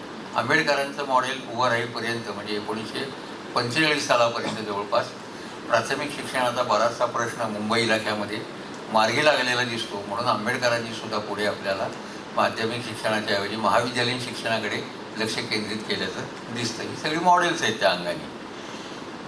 फुल्यांना असं वाटत होतं की जर शेतकरी शिकलाच नाही, त्याला आपल्या अवतीभोवती काय चाललं हे कळलंच नाही आणि तो धर्मशास्त्राच्याच कचाट्यामध्ये अडकून पडला, तर त्याची प्रगती त्रिवार अशक्य आहे, ती कधीही पूर्ण होणार नाही. आणि म्हणून ते सातत्याने ब्राह्मणशाहीवरचा आपला हल्ला अत्यंत भेदक पद्धतीनं करतो. फुले पूर्व काळामधल्या शेतीचा आढावा घेतल्यानंतर त्या व्यवस्थेतनं काय काय गायब झालेलं आहे याच्या फुल्यांनी नोंदी केलेल्या आहेत. आणि त्या नोंदी लक्षात घेण्यासारख्या आहेत, कारण ब्रिटिश आल्यानंतर इथे जे जे बदल झालेले आहेत त्यातल्या सामाजिक शैक्षणिक बदलांचं फुल्यांनी मनपूर्वक स्वागत केलेलं आहे. कारण शिक्षणाची एक कोंडी ब्रिटिश राजवट इथे आल्यामुळे शूद्रांची फुटली, हे त्यांचं श्रेय त्यांना फुले निसंशयपणे देतात. दुसऱ्या बाजूला ह्याच राजवटीमुळे निर्माण झालेल्या ज्या काही इतर गोष्टी आहेत त्याच्याकडे फुले आपलं लक्ष वेधतात. उदाहरणार्थ, जुन्या व्यवस्थेमध्ये गुराढोरांसाठी चरण्यासाठी कुरणं होती. शेणमुताचे नियमित उत्तम खत सबंध गावाला उपलब्ध होत असते. पालापाचोळा असेल, जमिनीतली द्रव्ये वाहून नेऊन जमिनीचा कस टिकवणे असेल, या गोष्टी नैसर्गिकरित्या घडत होत्या. पुन्हा जंगलं आबादित होती, त्याच्यामधून शेतकऱ्याला लागणारी कंदमुळे, प्रसंगी फळं, लाकूड फाटा, औषधी वनस्पती याचा फायदा होत होता. आणि विशेषतः दुसऱ्या बाजीरावाच्या पूर्वीच्या काळामध्ये राज्यकर्त्यांनी जास्तीत जास्त जमीन लागवडीखाली यावी याच्यासाठी पाण्याच्या सोयी करणं, छोटे बंधारे बांधणं सरकारच्या खर्चाने, नाल्यांनी पाणी पुरवठा करणं आणि दुतर्फा झाडे लावणं या प्रकारची कामं केली नोंद करतात। या सगळ्या गोष्टी आता ब्रिटिश राजवट आल्यावर गायब झालेल्या आहेत। ब्रिटिश राजवट आल्यावर असं काय घडलं? पहिल्यांदा महाराष्ट्राच्या जमीनदारी हे रयतवारी पद्धतीला एक आपण वेगळा आयाम मिळाला। म्हणजे जमिनी या विक्रीच्या वस्तू झाल्या, तोपर्यंत त्या खरेदी विक्रीच्या वस्तू नव्हत्या। त्यामुळे शेतकऱ्यांच्या ताब्यामध्ये जमिनी असणारे त्याचे मालक झाले आणि खरेदी विक्रीची मुभा निर्माण झाल्यामुळं खरेदी विक्रीच्या व्यवहारांवर ते योग्य झालेत अयोग्य झाले त्याच्यातनं भांडणतंटे कटकटी निर्माण होणार, म्हणून नवी कोर्टं आली। ही सगळी जी नवी व्यवस्था आहे या व्यवस्थेनं बऱ्याच घडामोडींचा उत्पाद घडवलेला आहे, हे फुल्यांना एका बाजूला दिसतंय। म्हणजे खाजगी मालकीचा एक आकृतीबंध जमिनीच्या बाबतीमध्ये ब्रिटिश आल्यानंतर या ठिकाणी निर्माण झालेला आहे असं आपल्याला दिसतं। आणि इथली शेतीची जी अर्थव्यवस्था आहे ही सगळी अर्थव्यवस्था जागतिक बाजाराशी जोडण्याचा ब्रिटिशांचा जो प्रयत्न होता तो यशस्वी झालेला आहे। महाराष्ट्राच्या प्रबोधनात एक वैशिष्ट्य असं आहे, प्रबोधनाचे माझ्यापेक्षा ज्येष्ठ असणारे अभ्यासक बगाडी इथे बसलेले आहेत। महाराष्ट्रीय प्रबोधन कशातनं सुरुवात झाली असं जर विचार कराल तर त्याला माझं असं एक वन लाईन ॲन्सर ज्याला म्हणतात, इथल्या गावगाड्यावर जेव्हा निर्णायक घाव उत्पादनाच्या प्रक्रियेमध्ये बसला ब्रिटिश आल्याच्या नंतर, त्यावेळेला या समाजामध्ये प्रचंड चलबिचल निर्माण झालेली आपल्याला दिसते। जोपर्यंत गावगाडा स्थिर आहे, अचल आहे, कोणत्याही राजवटीत त्याच्यावर आघात झाले नाही, तोपर्यंत गावगाडा व्यवस्थित चाललेला दिसतो। ब्रिटिश आल्यानंतर त्यांनी गावगाड्यातली ही जी सगळी उत्पादन व्यवस्था आहे तिच्यावरच आघात केलेला आपल्याला दिसतो। तिथून पुढे जे चलनवलन सुरू झालं, जी सैरवैरता आली, जे नवे विचार यायला लागले, त्याच्यामधून महाराष्ट्राच्या प्रबोधनाला चालना मिळाली असं मला स्वतः वाटतं। ब्रिटिशांनी गावगाड्यावर घाव घातला म्हणजे नेमकं काय केलं? इथली जी देशी उत्पादन व्यवस्था होती ती संबंध मोडली, कारागिरांचे धंदे बसले, शेतकरी कर्जबाजारी झाला, शेतसाऱ्याच्या नव्या पद्धती आल्या, जमीन पडीक ठेवा अथवा कसा शेतसारा हा द्यायलाच पाहिजे, दर 30 वर्षांनी त्या शेतसाऱ्याची पाहणी होईल, त्याप्रमाणे तो वसूल केला जाईल। फुल्यांच्या समोर बाजीरावाच्या काळामध्ये निर्दयी पद्धतीनं वसूल केलेल्या शेतसाऱ्याच्या प्रसंग आणि या गोष्टी होत्या, तसाच कदाचित काही भाग त्यांना याही याच्यामध्ये आलेला दिसतो की शेतसारा हा भरलाच पाहिजे। शेतसारा भरण्यासाठी कर्ज काढावे लागतील, कर्ज देणाऱ्या यंत्रणा सावकार, मारवाडी, फुल्यांच्या शब्दात बोलायचं तर त्या काळामध्ये बँकी नव्हत्या, म्हणजे बँक्स नव्हत्या, पतपुरवठ्याच्या सोयी मोठ्या प्रमाणात नव्हत्या आणि त्याच्यामुळे मग नाईलाजानं सावकाराकडे मारवाड्याकडे जाऊन कर्ज घ्यायचं।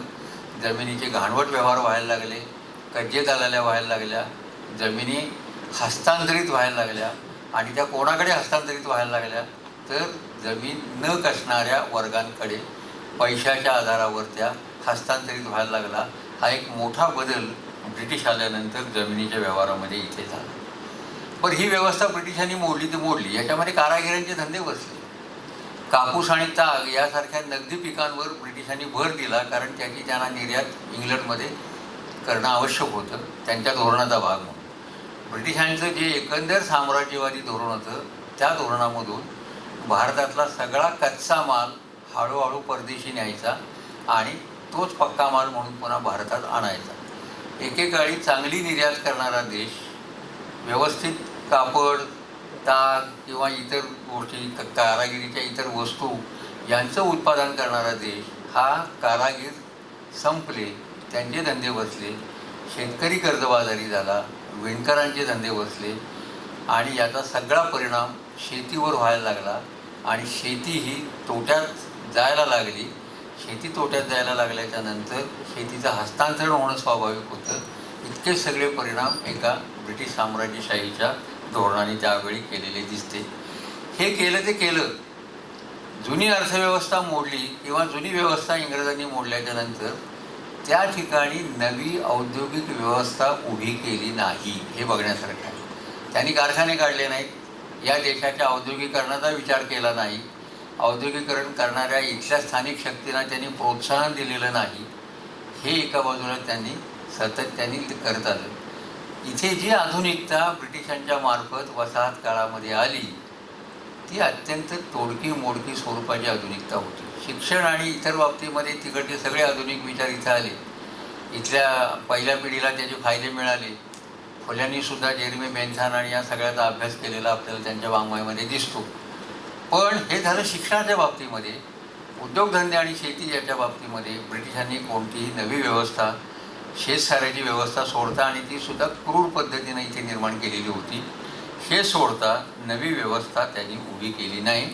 उलट भारताचं रूपांतर पक्क्या मालाची बाजारपेठ असणारा एक मागास देश अशा स्वरूपामध्ये त्या काळामध्ये आपल्याला झालेलं दिसतं.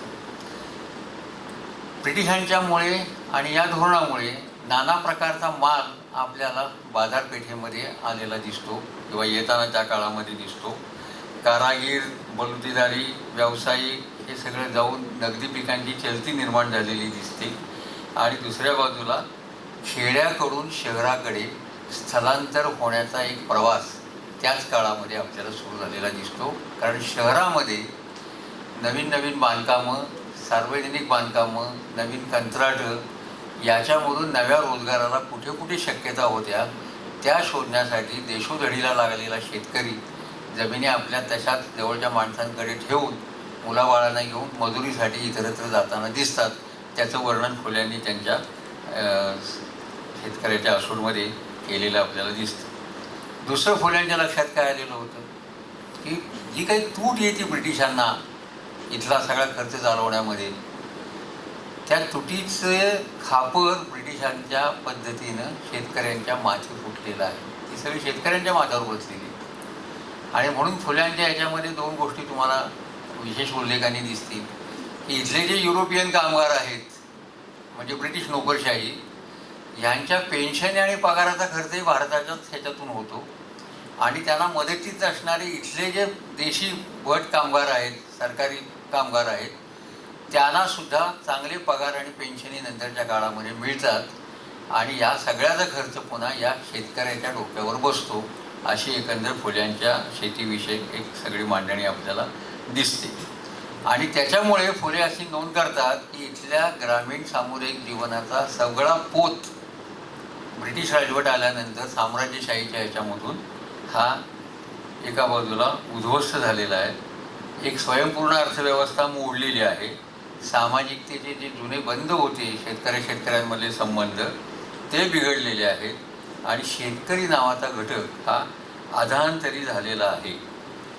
सरकारचं त्या काळामधलं अन्न निर्यातीचं जे धोरण आहे ते लक्षात घेता इथे भूकबळी होणं, अन्न प्रसंगी न मिळणं यांनी होणाऱ्या मृत्यूच्या संख्येमध्येही वाढ एका बाजूला झालेली दिसते. आणि सगळ्यात महत्त्वाचं म्हणजे या ठिकाणी एका बाणबोळी वर्गाची वाढ होताना दिसते.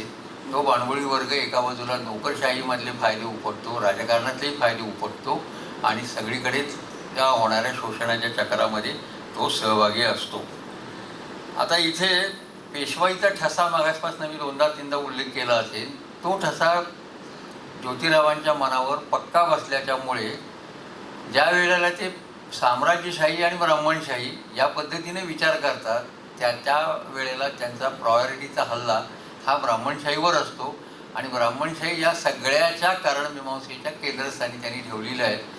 त्यांच्या काळाची ही कदाचित मर्यादा आहे. पण आज आपल्याला तसं म्हणता येणार नाही. कारण आज जी साम्राज्यशाहीमधनं निर्माण झालेली जी धोरणं आहेत ती धोरणं या शेतीच्या अधोगतीला स्पष्ट स्वरूपामध्ये आपल्याला दिसतात की याच्यामुळे ही अधोगती सगळी झालेली आहे.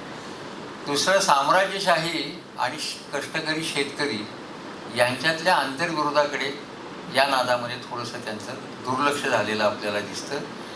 ते जर त्यांचं दुर्लक्ष झालं नसतं तर कदाचित साम्राज्यशाहीतनं घडणाऱ्या घटनांचं वर्णन त्यांनी केलं. पण त्याच वेळेला तो भेदक हल्लाही त्यांनी जसा ब्राह्मणशाहीवर केला तसा कदाचित साम्राज्यशाहीवर करायला हवा होता. तो केला गेलेला नाही. कदाचित त्याच्यामध्ये पुन्हा एक मला असं दिसतं की एक पुन्हा अडचणीची बाब आहे. जसं लोकहितवादी असोत किंवा आगरकर असोत किंवा अगदी डिवाईन त्या पद्धतीने विचार करणारा ब्रिटिश राजवटीच्या न्यायमूर्ती रानड्यांसारखा विचारवंत असो, या सगळ्यांनाच ब्रिटिश राजवटीकडून काही ना काही स्वरूपाच्या आशा आहे. आणि ह्या आशा यांनाच नाहीत, या पुढे दादाबाई नौरोजींपर्यंत आपल्याला दाखवता येतात. 1876 नंतर दादाबाई नौरोजींची भूमिका बदललेली ब्रिटिश राजवटीबद्दल. त्यांच्या एका पुस्तकाचं नावसुद्धा अनब्रिटिश रूल असं त्यांनी केलेलं आहे दादाबाईंनी. याचा अर्थ अनब्रिटिश पद्धतीने तुम्ही जेव्हा वागायला लागता तेव्हा आता अनब्रिटिश रूल आम्हाला म्हणावं लागतं. म्हणजेच ब्रिटिश नावाचं काहीतरी आहे आणि त्या ब्रिटिश ह्याच्यामध्ये न्यायाची एक व्यवस्था आहे. ते कदाचित यांच्या साह्यानं आम्हाला मिळेल. कारण एका बाजूला मगाशी मी म्हटलं तसं शिक्षणाची कोंडी इंग्रजांच्या आगमनानंतर फुटलेली होती. सगळ्यांना ते शिक्षण तत्वतः खुलं झालेलं होतं. व्यवहार फक्त कोणता शिल्लक होता की कुठल्या कुठल्या गटांना शिक्षण आहे त्याच्यावर भर देणं, त्याच्या आग्रही मागण्या करणं, प्रसंगी आंदोलनं किंवा चळवळीच्या मार्फत शिष्टमंडळांच्या मार्फत ते काम करून घेणं आणि या गटांना लिहितं बोलतं करणं, हे काम करणं त्यांना सोपं गेलं. म्हणून कदाचित ब्रिटिश राजवटीकडून याही अपेक्षा असतील, पण त्या अपेक्षा फोल होत्या असं आपल्याला आज म्हणावं लागेल. आजही भारतामध्ये 50% अधिक लोक आज आपल्याला शेतीवर अवलंबून आहेत असं दिसतं. हा आकडा कोणी 65 टाकतं, कोणी 70 टाकतं. हा आकडा सोडून द्या, पण एक वास्तव आजच्या सरकारनं मान्य केलेलं आहे. जवळपास 144-145 कोटी लोकसंख्येपैकी 80 कोटी लोकांना आपण फुकट धान्य देत आहोत गेली काही वर्ष आणि पुढची 5 वर्ष देणार आहोत असं 29 सालापर्यंतचं आश्वासनही त्यांना आहे. हे 80 कोटी लोक जर स्वतःचं अन्नधान्य विकत घेण्या इतकी क्रयशक्ती त्यांच्याकडे नसेल तर शेतीवर किती टक्के लोक अवलंबून आहेत या वादाला अर्थ नाही.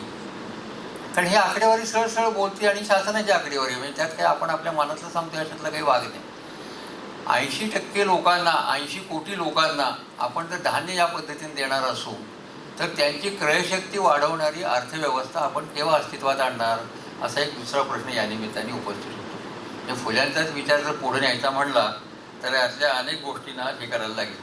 आता फुल्यांच्या डोळ्यासमोर त्यावेळेला एक तत्कालीन ब्राह्मणशाही तरी होती, नोकरशाही ती होती. स्वातंत्र्यानंतर नोकरशाही काही एक जातीय राहिली नाही, म्हणजे संपूर्णपणे 100% एक जातीय राहिली नाही. त्याच्यामध्ये एक जातीचं प्रतिनिधित्व अजूनही बऱ्यापैकी आहे हे नाकारण्यात अर्थ नाही.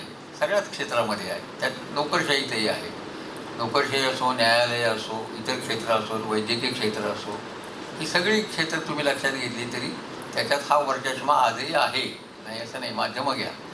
पण त्याच्या जोडीला इतरही आलेले आहेत. मुख्य मुद्दा आता तिथे कोण आहे याच्यापेक्षा फुल्यांना अभिप्रेत असलेलं शेतकऱ्याचं शोषण चक्र थांबलेलं आहे का, तर ते थांबलेलं नाही. म्हणजे फुल्यांनी उपाय सुचवले, शेतीमालाचा बाजारभाव बांधून द्या, हा एक उपाय होता. तो आजही आपल्याकडे ती मागणी आहे. शरद जोशींनी सुद्धा त्याच मागणीचा पुढे उपयोग केलेला होता. फुल्यांच्या काळात लक्षात न आलेली गोष्ट आणि नंतरच्या काळामध्ये लक्षात येऊनही उपयोग नसलेली गोष्ट कोणती होती? तुम्ही सगळे त्यावेळेचे देश पहा. स्टालिनची राजवट पहा रशियामध्ये. त्याने आल्याला घोषणा काय केली, कामगारांना काय सांगितलं? टायटन द बेल्ट्स, पोटाचे पट्टे आवळा. शेतीमधनं जास्तीत जास्त सरप्लस निर्माण व्हायला पाहिजे आणि तो सरप्लस सोव्हिएट रशियाच्या औद्योगिकरणासाठी वापरला गेला पाहिजे. सोव्हिएट रशियामध्ये स्टालिनच्या काळामध्ये जवळपास 25 वर्ष तो सत्तेमध्ये होता. 1928 ते 1953 साली तो गेला. या 25 वर्षामध्ये एक सायंटिफिक मिलिटरी स्टेट अस्तित्वात आलं. भले ते हुकुमशाहीवर आधारलेलं असू दे, पण त्या स्टेटचा आधार काय होता? शेतीचं भयानक केलेलं शोषण. म्हणजे हा एक पॅटर्न एस्टॅब्लिश झाला. ज्या ज्या राष्ट्रांना स्वातंत्र्य मिळाल्याच्या नंतर, दुसऱ्या महायुद्धानंतर वेगाने आपल्या जनतेचं जीवनमान बदलायचं होतं, त्यांच्यापुढे पॅटर्न काय आला की औद्योगिकरणाला चालना द्या, औद्योगिकरण वाढवू द्या आणि औद्योगिकरणासाठी लागणारी भांडवल निर्मिती शेतीमधल्या सरप्लसमधनं व्हायला पाहिजे. त्यामुळे शेतीतलं शोषण चालू राहिलं पाहिजे. हा पॅटर्न आहे. हा भारताच्या सुद्धा स्वातंत्र्यानंतरच्या अर्थव्यवस्थेचा पॅटर्न हाच आहे. आणि म्हणून शरद जोशींनी अतिशय रास्तपणे त्यांच्या पुस्तकामध्ये फुल्यांच्याबद्दल असं म्हटलेलं आहे की भांडवल निर्मितीची शेतीमधली शक्यता जर फुल्यांच्या लक्षात आली असती तर कदाचित त्यांनी साम्राज्यशाहीवर सुद्धा प्रखर हल्ला केला असता हे त्यांच्या नजरेतून सुटले. का सुटले, कसं सुटले हा वेगळा भाग आहे. आणि त्याच्यामुळे शेती हा उद्योगधंद्यासाठी भांडवल निर्माण करण्याचा मार्ग म्हणून जगभरच्या सगळ्या राज्यकर्त्यांनी पाहिलं. भारतही त्याला अपवाद नाही. नेहरूंच्या राजवटीपासून आत्तापर्यंत हेच चालत आलेलं आहे. आणि शेतीमालाची दुसरी अपरिहार्यता काय, तो नाशवंत आहे. उद्या समजा आपण असं म्हणतो की बाजारभाव एका मर्यादेनंतर खाली गेले तर जी काही हमी किंमत दिली त्यात शासनाने खरेदी केला पाहिजे. तर समजा एखाद्या वर्षी उत्पादन जास्त झालं, हमी भाव खाली गेला, किंवा मध्ये आधी आपल्या सरकारला आयातीची भुकटी येते, कॅनडामध्ये गहू आयात केला, गव्हाची किमती पडल्या. हमी किमतीने सरकार सगळाच्या सगळा शेतीमाल खरेदी करत नाही. काही माल खरेदी करते. तो खरेदी केला तर त्यांच्याकडे ठेवायला जागा नाही, गोदामं नाही, त्याची व्यवस्था नीट होत नाही आणि तो नाशवंत आहे. त्यामुळे विशिष्ट काळानंतर त्याचा उपयोग होत नाही. हे वास्तव एका बाजूला आहे. म्हणून बाजारभाव बांधून देऊन सुद्धा शेतीचा प्रश्न सुटेल असं नाही. शेतीला तुम्हाला काही पूरक उद्योगधंदे ज्योतिरावांनी त्या काळात सुचवले, त्या पद्धतीने दिले पाहिजे. ते स्वातंत्र्योत्तर काळामध्ये आपण साधारणतः डेअरी प्रॉडक्ट्स असतील, एका बाजूला शुगर फॅक्टरीमधनं निघालेली सगळी ही अल्कोहोलिक प्रॉडक्ट्स असतील, नंतर अंड आणि कोंबडी आणि कुक्कुटपालनाचे व्यवसाय असतील, शेळीपालनाचे व्यवसाय असतील, हे सगळे स्वातंत्र्योत्तर काळामध्ये मार्गात आपल्याला चोखाळले गेलेले दिसत आहेत. पण यातल्या कुठल्याही मार्गाने आजही शेतकऱ्याच्या बाजारभावाचा प्रश्न मालाच्या सुटलेला नाही. त्याला दुसऱ्या बाजूला जी व्यवस्था आहे त्या व्यवस्थेकडे सरकारने जाणीवपूर्वक लक्ष दिलं की नाही याबद्दल शंका घ्यायला जागा आहे. व्यापारी, मध्यस्थ आणि दलाल ही त्रयी जी आहे ही शेतीमालाच्या बाबतीतही आहे. विदर्भामध्ये तुम्ही गेलात तर कॉटन म्हणजे कापसाच्या बाबतीमध्ये तुम्हाला हे दिसतं, कापसाच्या किमती पडतात कशा. हे दलाल आणि मध्यस्थ व्यापारी ठरवतात. आणि या तिघांची याच्यामधून हकालपट्टी झाल्याच्या शिवाय शेतकरी आणि ग्राहक असा थेट संबंध प्रस्थापित जर झाला नाही तर रास्त भाव ग्राहकांना मिळून सुद्धा शेतीमालाला मिळणारा जो भाव आहे तो बऱ्यापैकी मिळू शकतो. हे गणित एस्टॅब्लिश होणार नाही. फुल्यांनी सुद्धा सहकारी शेतीचा एक पर्याय सुचवलेला आहे. पुढे आंबेडकरांच्या त्याचा तपशील आपल्याला पाहता येतो. त्याचबरोबर भाव हिस्से अतिरिक्त पाडू नका असं फुले म्हणतात. जमिनीला पाणी पुरवठा होऊ द्या, जमिनीला नीटपणे पाणी देण्याच्या व्यवस्था करा. कारण ती व्यवस्था त्या काळामध्ये जे कामगार, सरकारी कामगार आणि युरोपियन कामगार होते, ते युरोपियन कामगार आईशारामी पद्धतीनं बसून राहायचे. सरकारी कामगार सांगेल त्याच्यावर विश्वास ठेवायचे. याच्यामुळे शेतकऱ्याला पाणी मिळत नाही हे फुल्यांनी निदर्शनाला आणून दिलेलं आहे. त्या सगळ्या व्यवस्था तुम्ही चोख करा, मग कदाचित शेतकऱ्याला तुम्हाला हे सांगता येईल की बाबा रे ह्याच्यामधून तुला 4 गोष्टी मिळू शकतील. ही सगळी फुल्यांची एकंदर त्याच्यातली स्ट्रॅटेजी आहे. आज मी तिला फुल्यांचं हे सगळं धोरण लक्षात घेता अजूनही महाराष्ट्रापुरता जरी विचार केला तरी सिंचनाची क्षमता टोकाची वाढलेली नाही. धरणांचे प्रकल्प वेळेत पूर्ण होत नाही. प्रकल्पांच्या किमती आवाच्या सवा वाढतात. त्याच्यातून भ्रष्टाचाराला रान मोकळं मिळतं. त्या भ्रष्टाचाराच्या सुरस-कथा आज आपल्याला आपलेच राजकारणी मधनं ऐकवत असतात. हे सगळं आपण आपल्या डोळ्यांनी पाहतो. त्यामुळे फुल्यांच्या दृष्टीनं विचार जरी आज केला तरी आजची यंत्रणा फुले म्हणतात त्याच्यापेक्षा काही फारशी वेगळी नाही. ती कदाचित तुम्हाला ब्राह्मणशाही किंवा या भाषेत बोलता येणार नाही. पण जी काही सगळी यंत्रणा आहे ती यंत्रणा व्यापारी, दलाल आणि मध्यस्थ यांच्या हिताचा विचार करूनच ठरवली जाते. त्यामुळे मधून शेतमालाच्या किमतीच्या हमी किमतीमध्ये वाढ करणं एवढी एकच गोष्ट सरकारने आपल्या हातात ठेवलेली आहे. निर्यातीच्या वेळेला बंधनं घालणं, काही वेळेला अनावश्यक बंधनं घालतात, काही वेळेला नको असताना बंधनं घातलेली आहेत, काही वेळेला आयात केलेली आहे. म्हणजे हे कसं करायचं, काय करायचं याचं एक कारण आजच्या काळामध्ये ही सगळी व्यवस्था आज आपण जागतिकीकरणाशी जोडलेली आहे. आणि गॅट करारामध्ये आपण असल्याच्यामुळे गॅट करारातले जे 128 देश आहेत त्या 128 देशांकडून तुम्हाला काही ना काही शेतीमाल हा खरेदी करावाच लागतो. या बंधनामुळं आवश्यकता नसताना सुद्धा आयाती केल्याची गेल्या 25 वर्षामध्ये उदाहरण आहेत. जागतिकीकरणाला जवळपास गेल्या 30 वर्ष होऊन गेली. आता 1991 ते 2025 म्हणजे जवळपास 35 वर्ष, 34-35 वर्ष जागतिकीकरणाला झाली. हे चक्र अव्याहत चालू आहे. आणि शेतकऱ्यांची आंदोलनंसुद्धा दुसऱ्या बाजूला जरी त्यांच्यात गटतट पडली असली, विभागले असतील, तरीसुद्धा पुन्हा पुन्हा ती आंदोलनं चालूच आहेत. याचा अर्थ परिस्थिती फुल्यांच्या काळामध्ये होती त्याच्यापेक्षा फार पुढे गेलेली नाही. फुल्यांनी जे वर्ग शेतीमध्ये त्यावेळेला इमॅजिन केलेले होते, 10% सुखवस्तू वर्ग आहे, 40% 60-70 एकर जमीन असणारा वर्ग आहे आणि त्याच्या पुढचा 50% हा एक अत्यंत गरीब असणारा, कोरडवाहू असणारा असा सगळा वर्ग आहे. हे सगळ्या वर्गवारीतला आकडे तुम्ही सोडलात तरी हे तीनही वर्गात तसेच आहेत. आणि फुल्यांचं सगळं लक्ष कनिष्ठ आणि मध्यमस्तरीय शेतकऱ्यांकडे होतं. त्या वर्गाची आज आवाळ आहे तशीच चालू आहे. त्याच्यामुळे मुख्य प्रश्न असा होता की कर्ज शेतकऱ्याला घ्यायला लागावं अशी परिस्थिती सरकार निर्माण का होऊ देतं, हा खरा प्रश्न विचारला पाहिजे. ही परिस्थिती एकदा निर्माण झाली की सरकार कर्जाची सोयी करतं, बँकांना 4% कर्ज द्या म्हणून सांगतं. कर्ज नाही फिटलं तर निर्दयी पद्धतीनं वसुली होती. ही निर्दयी पद्धत फुल्यांच्या काळामध्ये आज नाही आहे, खरं आहे, कारण लोक शहाणे झाले. त्यामुळे रिकव्हरी ऑफिसर्स आल्यानंतर त्यांना काय अनुभव येतात हे आपण आज पाहायला लागलेलो आहोत. पण ही परिस्थिती का निर्माण होते, शेतकऱ्याला कर्जच का घ्यावंसं लागतं, त्याच्याबद्दल एक ह्याचं सुटसुटीत असं धोरण आपण का करत नाही. मला एक साधा प्रश्न पडतो. आता शेतकऱ्याला जवळपास महाराष्ट्र सरकार आणि केंद्र सरकार मिळून दरमहा 1000 रुपये देते, म्हणजे वर्षाचे 12,000 रुपये मिळतात. 12,000 काय होणार आहे? तुम्हाला जरी माहिती आहे की शेतकऱ्याला पैशाची निकड हंगामाच्या सुरुवातीला असते, खरीप असेल किंवा रब्बी असेल, तर त्याची फिक्स अनुदानं तुम्ही 20-25 हजाराच्या ठरवत का नाही सरळ? किंवा पहिल्या खरीपाच्या हंगामाला 5 एकराच्या कोरडवाहू असणाऱ्या, पाण्याची व्यवस्था नसणाऱ्या शेतकऱ्याला एक 25,000चं अनुदान हे त्यासाठीच मिळेल. त्याच्यासाठी त्याला सोसायटीचं कर्ज काढायला कशाला लागलं पाहिजे? बियाणांची व्यवस्था झालेली असेल.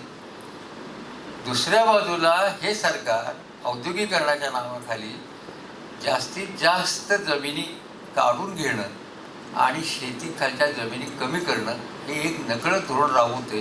हे आपल्याला इन्फ्रास्ट्रक्चर डेव्हलपमेंटचा जो सगळा प्रोजेक्ट आज देशामध्ये चालू आहे त्याच्यावरनं लक्षात घ्यायला पाहिजे.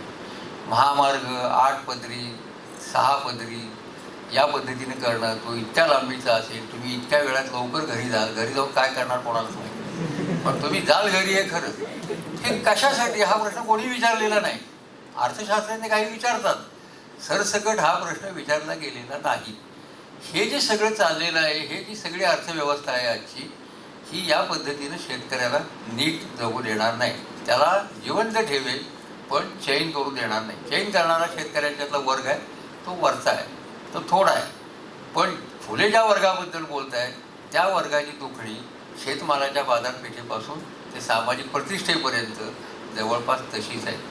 यातली मुलं शिकली वगैरे सगळं झालं, काहींना नोकऱ्या लागल्यात, पण नोकरशाही नावाची जी व्यवस्था आहे ती फारशी बदललेली नाही. आज कुठल्याही सरकारी कार्यालयात जाताना सामान्य माणसाची एक मानसिकता काय लक्षात येते, एक सामाजिक कार्यकर्ता म्हणून मी सांगतो, माणूस पहिला प्रश्न विचारतो त्या ऑफिसमध्ये जायचं तर तिथं आपल्या ओळखीचं कोण आहे का, आपला गाववाला आहे का, आपला जातवाला आहे का, आपल्या भावकीतला कोणी आहे का, हे लक्षात घेऊनच तिथे जातो. आणि काहीतरी करावं लागेल त्याच्यासाठी काढून देऊन हे गृहीत धरून माणसं तिथे जातात. अशी जर नोकरशाही चालत असेल तर फुल्यांच्या काळामधला न्याय या काळामध्ये मिळणार नाही. दुसरा मुद्दा फुल्यांच्या शिक्षणाच्या धोरणाबद्दल जो होता, मगाशी मी मॉडेलचा उल्लेख केला. फुल्यांनी पहिले ज्याही शाळा काढल्या मुलींच्यासाठी किंवा महारमांग मुलांसाठी ज्या शाळा वगैरे काढल्या, प्राथमिक शिक्षणाच्या शाळा काढल्या, कारण त्या कालखंडामध्ये ब्राह्मणांचं प्राथमिक शिक्षण आणि ब्राह्मणेतरांचं प्राथमिक शिक्षण नसणं हा भेद अत्यंत ठळकपणे दिसत होता. शाहू महाराजांच्या काळातली आकडेवारी बघितली तरी आपल्यालासुद्धा या गोष्टी पटकन आपल्या लक्षात यायला हरकत नाही. आणि म्हणून हे वर्ग शिकले पाहिजेत, पण ह्यांना शिकवणार कोण? आणि फुल्यांच्या पुढचा मोठा प्रश्न तो होता, ह्यांना कोण शिकवणार आहे? ह्याला शिकवायला ब्राह्मणेतर शिक्षकच असले पाहिजे हे फुल्यांनी हंटर आयोगाच्या निवेदनातही म्हटलंय आणि एरवीच्या मागणीमध्ये सुद्धा म्हटलेलं आहे. कारण हा जो शिकलेला ब्राह्मण वर्ग आहे तो आमच्या मुलांना नीट शिकवणार नाही, आमचा त्याच्यावर विश्वास नाही, या भाषेत फुले बोलत आहेत. आमचा विश्वासच नाही यांच्यावर. कारण मगाशी मी म्हणाले जे कुलटे असतील, वाशी आपटे असतील किंवा रानडे असतील, सगळ्यांच्या धारणा या झिरपणीच्या सिद्धांताला मान्यता देणाऱ्या धारणा होत्या. एक वर्ग वरचा शिकला की तो सगळ्या खालच्या वर्गाने शिकवेल, किंवा आपल्या कुटुंबामध्ये आपण जसं म्हणतो की थोरला भाऊ शिकला की बाकीच्या सगळ्या भावंडाने शिकवेल, हा चिरपणीचा सिद्धांत फुल्यांनी मुळापासून सपशेल नाकारलेला आहे. हे होणे नाही. याचं कारण ज्याने आमचं सामाजिक आणि सांस्कृतिक धार्मिक पातळीवर शोषण केलं तोच वर्ग आम्हाला गुलामगिरीतनं मुक्त करेल याच्यावर विश्वास ठेवणं हा मूर्खपणा आहे हे फुल्यांना माहीत होतं. आणि म्हणून त्यांची मागणी अशी होती की आम्हाला ब्राह्मणेतर शिक्षकच या शिक्षणासाठी आवश्यक आहेत, त्यांना तुम्ही तयार करा, त्यांना चांगलं वेतन द्या. प्राथमिक शिक्षण ही सरकारची जबाबदारी असू द्या, ही फुल्यांची भूमिका आहे त्याही काळामध्ये. प्राथमिक माध्यमिक उच्च शिक्षण आहे ते तुम्ही खाजगी संस्थांकडे ठेवलं तरी चालेल असं फुले अंटार आयोगाच्या याच्या निवेदनामध्ये म्हणतायत. त्यांनाही तुम्ही अनुदानं द्या, पण प्राथमिक शिक्षणाचा पाया हा पक्का झाल्याखेरीज बाकी पुढच्या अनुदानांना अर्थ नाही. फुल्यांनी त्या काळात असं दाखवून दिलेलं आहे की एकंदर जवळपास एका वर्षात ब्रिटिश सरकारचा एका पुणे आणि या सगळ्या भागातला त्यांनी एक रेव्हेन्यूचा आकडा दिला आहे 70 लाखाचा.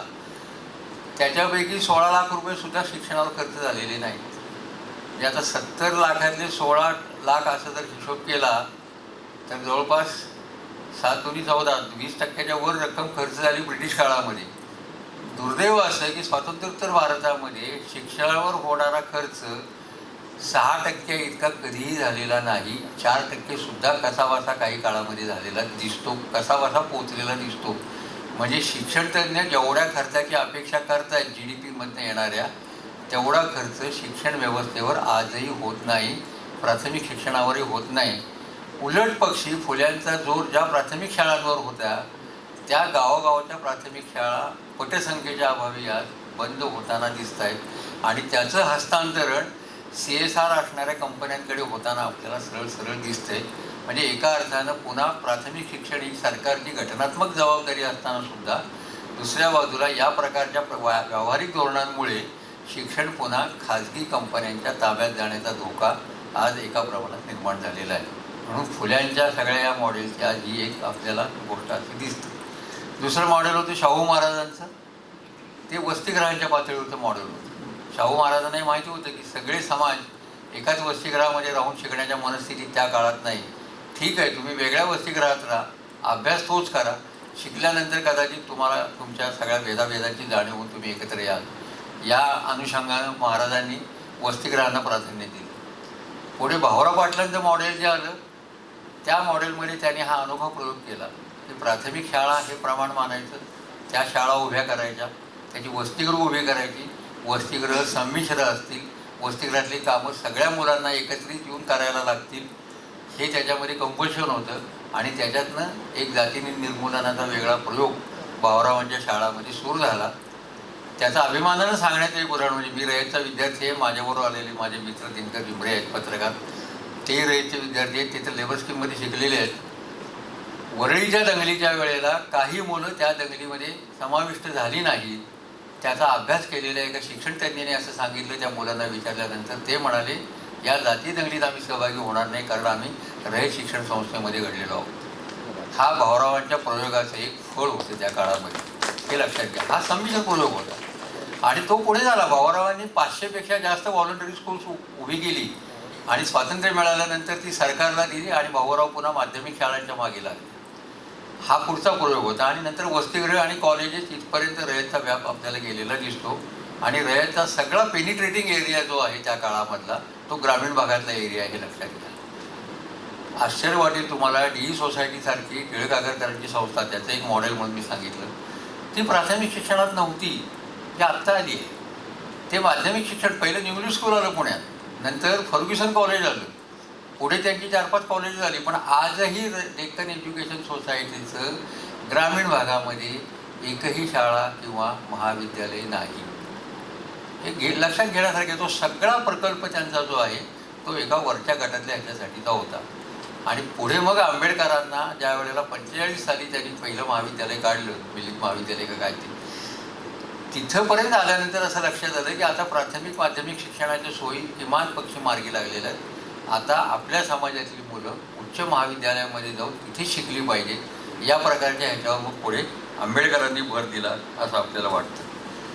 आता मी ह्याच्यानंतर आंबेडकरांकडे वळतो आणि शिक्षणावर आणखीन काही मला म्हणायचं आहे ते बाबासाहेबांच्या आणि फुल्यांच्या याच्यावर एकदमच मी समारोपाच्या याच्यामध्ये म्हणतो. आंबेडकरांच्या पुढे सुद्धा मुख्य प्रश्न हाच आहे की त्या काळातले दलित आदिवासी समूह जे आहेत त्यांचं पुनरुत्थान कसं होईल, त्यांच्या माणुसकीची प्रतिष्ठापना कसं होईल, त्यांच्या व्यक्तित्वाला प्रतिष्ठा कसं मिळेल, त्यांच्या मताला किंमत किंवा मूल्य कसं प्राप्त होईल आणि मुख्य प्रवाहातल्या राजकारणामध्ये ते कसे प्रभावी होतील या प्रकारचं एक व्हिजन आंबेडकरांनी आपल्या स्वतःच्या समोर ठेवलेलं आपल्याला दिसतं. आणि आंबेडकरांच्या बाबतीमध्ये एक दुसरी गोष्ट आपल्याला म्हणता येते की जवळपास त्यांच्या काळामधल्या देशातल्या सगळ्या प्रश्नांचा विचार आंबेडकरांनी सूक्ष्म पातळीवर जाऊन केलेला आहे. अगदी देशाच्या चलनाचा प्रश्न असो, रिझर्व्ह बँक आणि या सगळ्या संबंधांचे प्रश्न असोत, शेतीचा प्रश्न असो, शिक्षणाचा प्रश्न असो, ते ज्या उदारमतवादाच्या वातावरणामध्ये अमेरिकेमधल्या शिक्षणामध्ये वाढले किंवा ब्रिटनमध्ये गेल्यानंतर सुद्धा वाढले, त्या उदारमतवादाला कदाचित इथल्या परिस्थितीमध्ये काही वेळेला वेसणसुद्धा घालावी लागलेली आहे. म्हणून काही अभ्यासक आंबेडकरांचं वर्णन करताना जहाल उदारमतवादी असं सुद्धा काहींनी त्यांचं वर्णन केलेलं आहे. आंबेडकरांच्या या चौफेर विकासाच्या आणि विचाराच्या दृष्टीमध्ये शेती सुटणं शक्य नाही, म्हणून त्यांनी शेतीच्या संबंधित काही लेखन केलेलं आहे. आणि आंबेडकरांनी त्या काळामधला जो डिस्कोर्स आहे शेतीचा, तो डिस्कोर्स काय होता की भारतातल्या शेतीबद्दलचं एक सरसकट मत असं होतं की ते भाऊबंदी आहे, वारसा हक्काने हिस्से पडतात आणि ते हिस्से पडल्याच्यामुळं इथली शेती कधी किफायतशीर होत नाही. या मूलभूत प्रधारणेला त्या काळातल्या आंबेडकरांनी पहिल्यांदा आव्हान दिलेलं दिसतं. हिस्से पडणं, धारणा कमी असणं, होल्डिंग कमी असणं हे किफायतशीरतेची कारणं नाहीत, किफायतशीर न होण्याची कारणं नाहीत, हे त्यांनी स्पष्टपणे सांगितलं. मग कारणं आहेत कशात?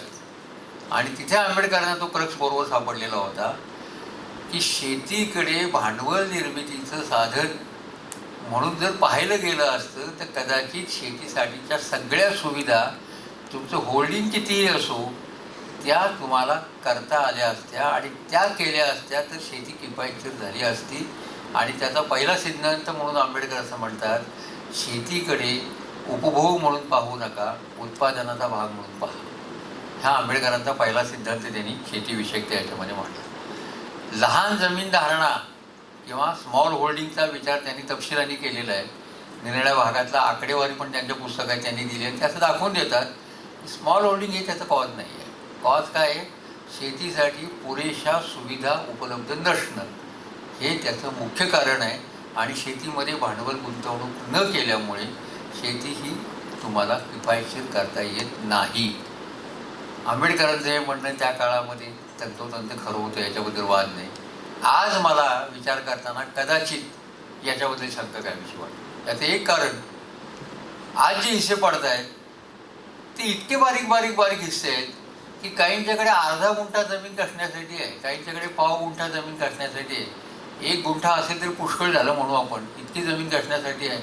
आता पाव गुंठा जमीन जर कसायला तुमच्याकडे असेल किंवा अर्धा गुंठा जमीन जर कसायला तुमच्याकडे असेल आणि सगळ्या पाण्याच्या सुविधा तुम्हाला दिल्या तरी एका माणसाचं सबंध कुटुंब त्या जमिनीवर उदरनिर्वाह करू शकतं का? तर माझं त्याचं उत्तर आज कदाचित नाही असं आहे. त्या काळामध्ये आंबेडकरांचं म्हणणं बरोबर आहे, कारण त्या काळामध्ये शेती किफायतशीर होण्यासाठी शेतकऱ्याला बाकीच्या सुविधा दिल्याच जात नव्हत्या. जे फुल्यांनी म्हटलं तेच आंबेडकरांचे म्हणण्याला दुजोरा आंबेडकरांनी त्याला हे केलेलं आहे. नाही करता येत, तसं दिलेलं नाही आहे त्यावेळेला. आता महाराष्ट्रामध्ये काही वर्षापूर्वी विलासराव साळुंखे नावाच्या एका ग्रस्थानी सामाजिक कार्यकर्त्यांनी पाणी पंचायतीची एक चळवळ सुरू केली.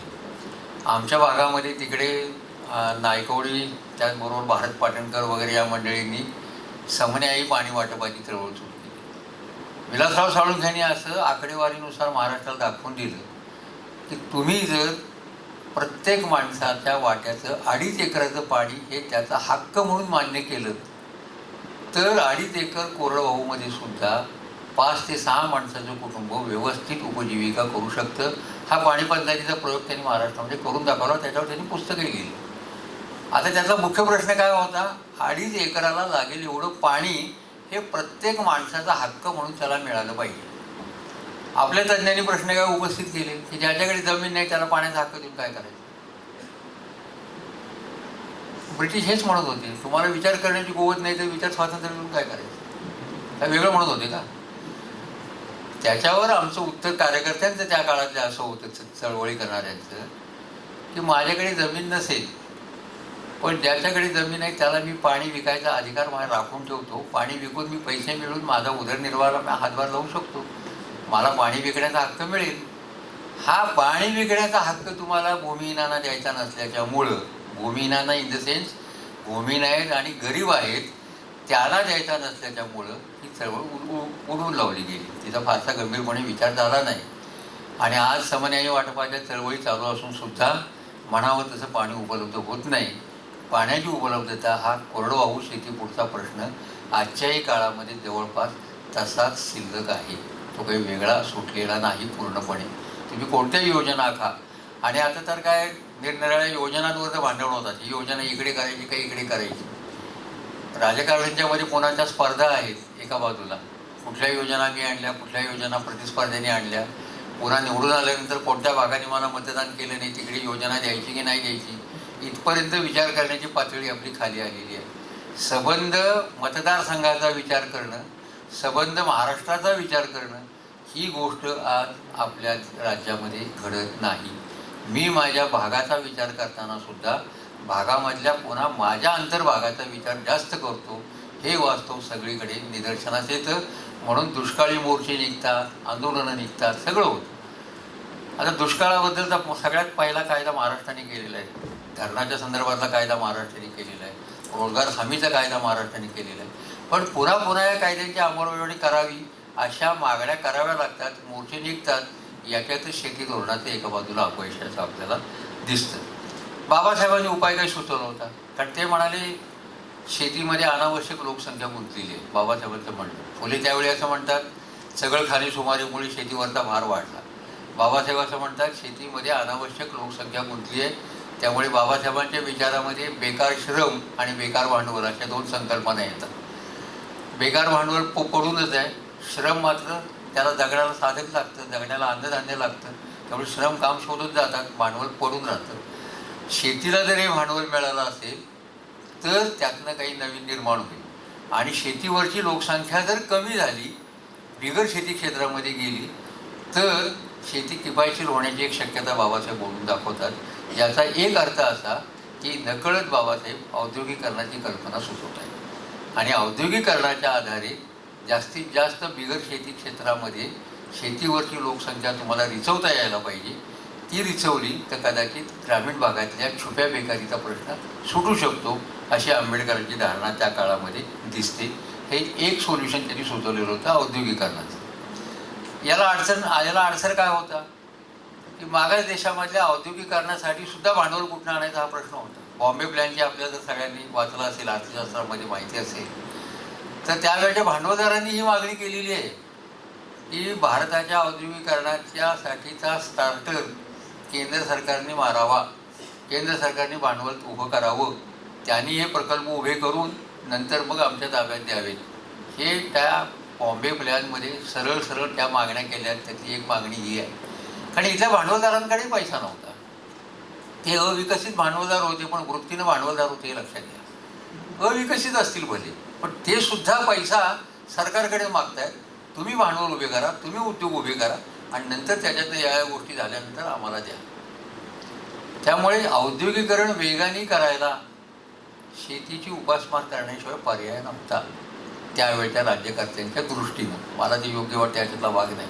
कारण शेती आणि उद्योगाच्या समतोलावर आधारलेली जीवनदृष्टी ही आधुनिकतेमध्ये नाही असं माझं म्हणणं आहे.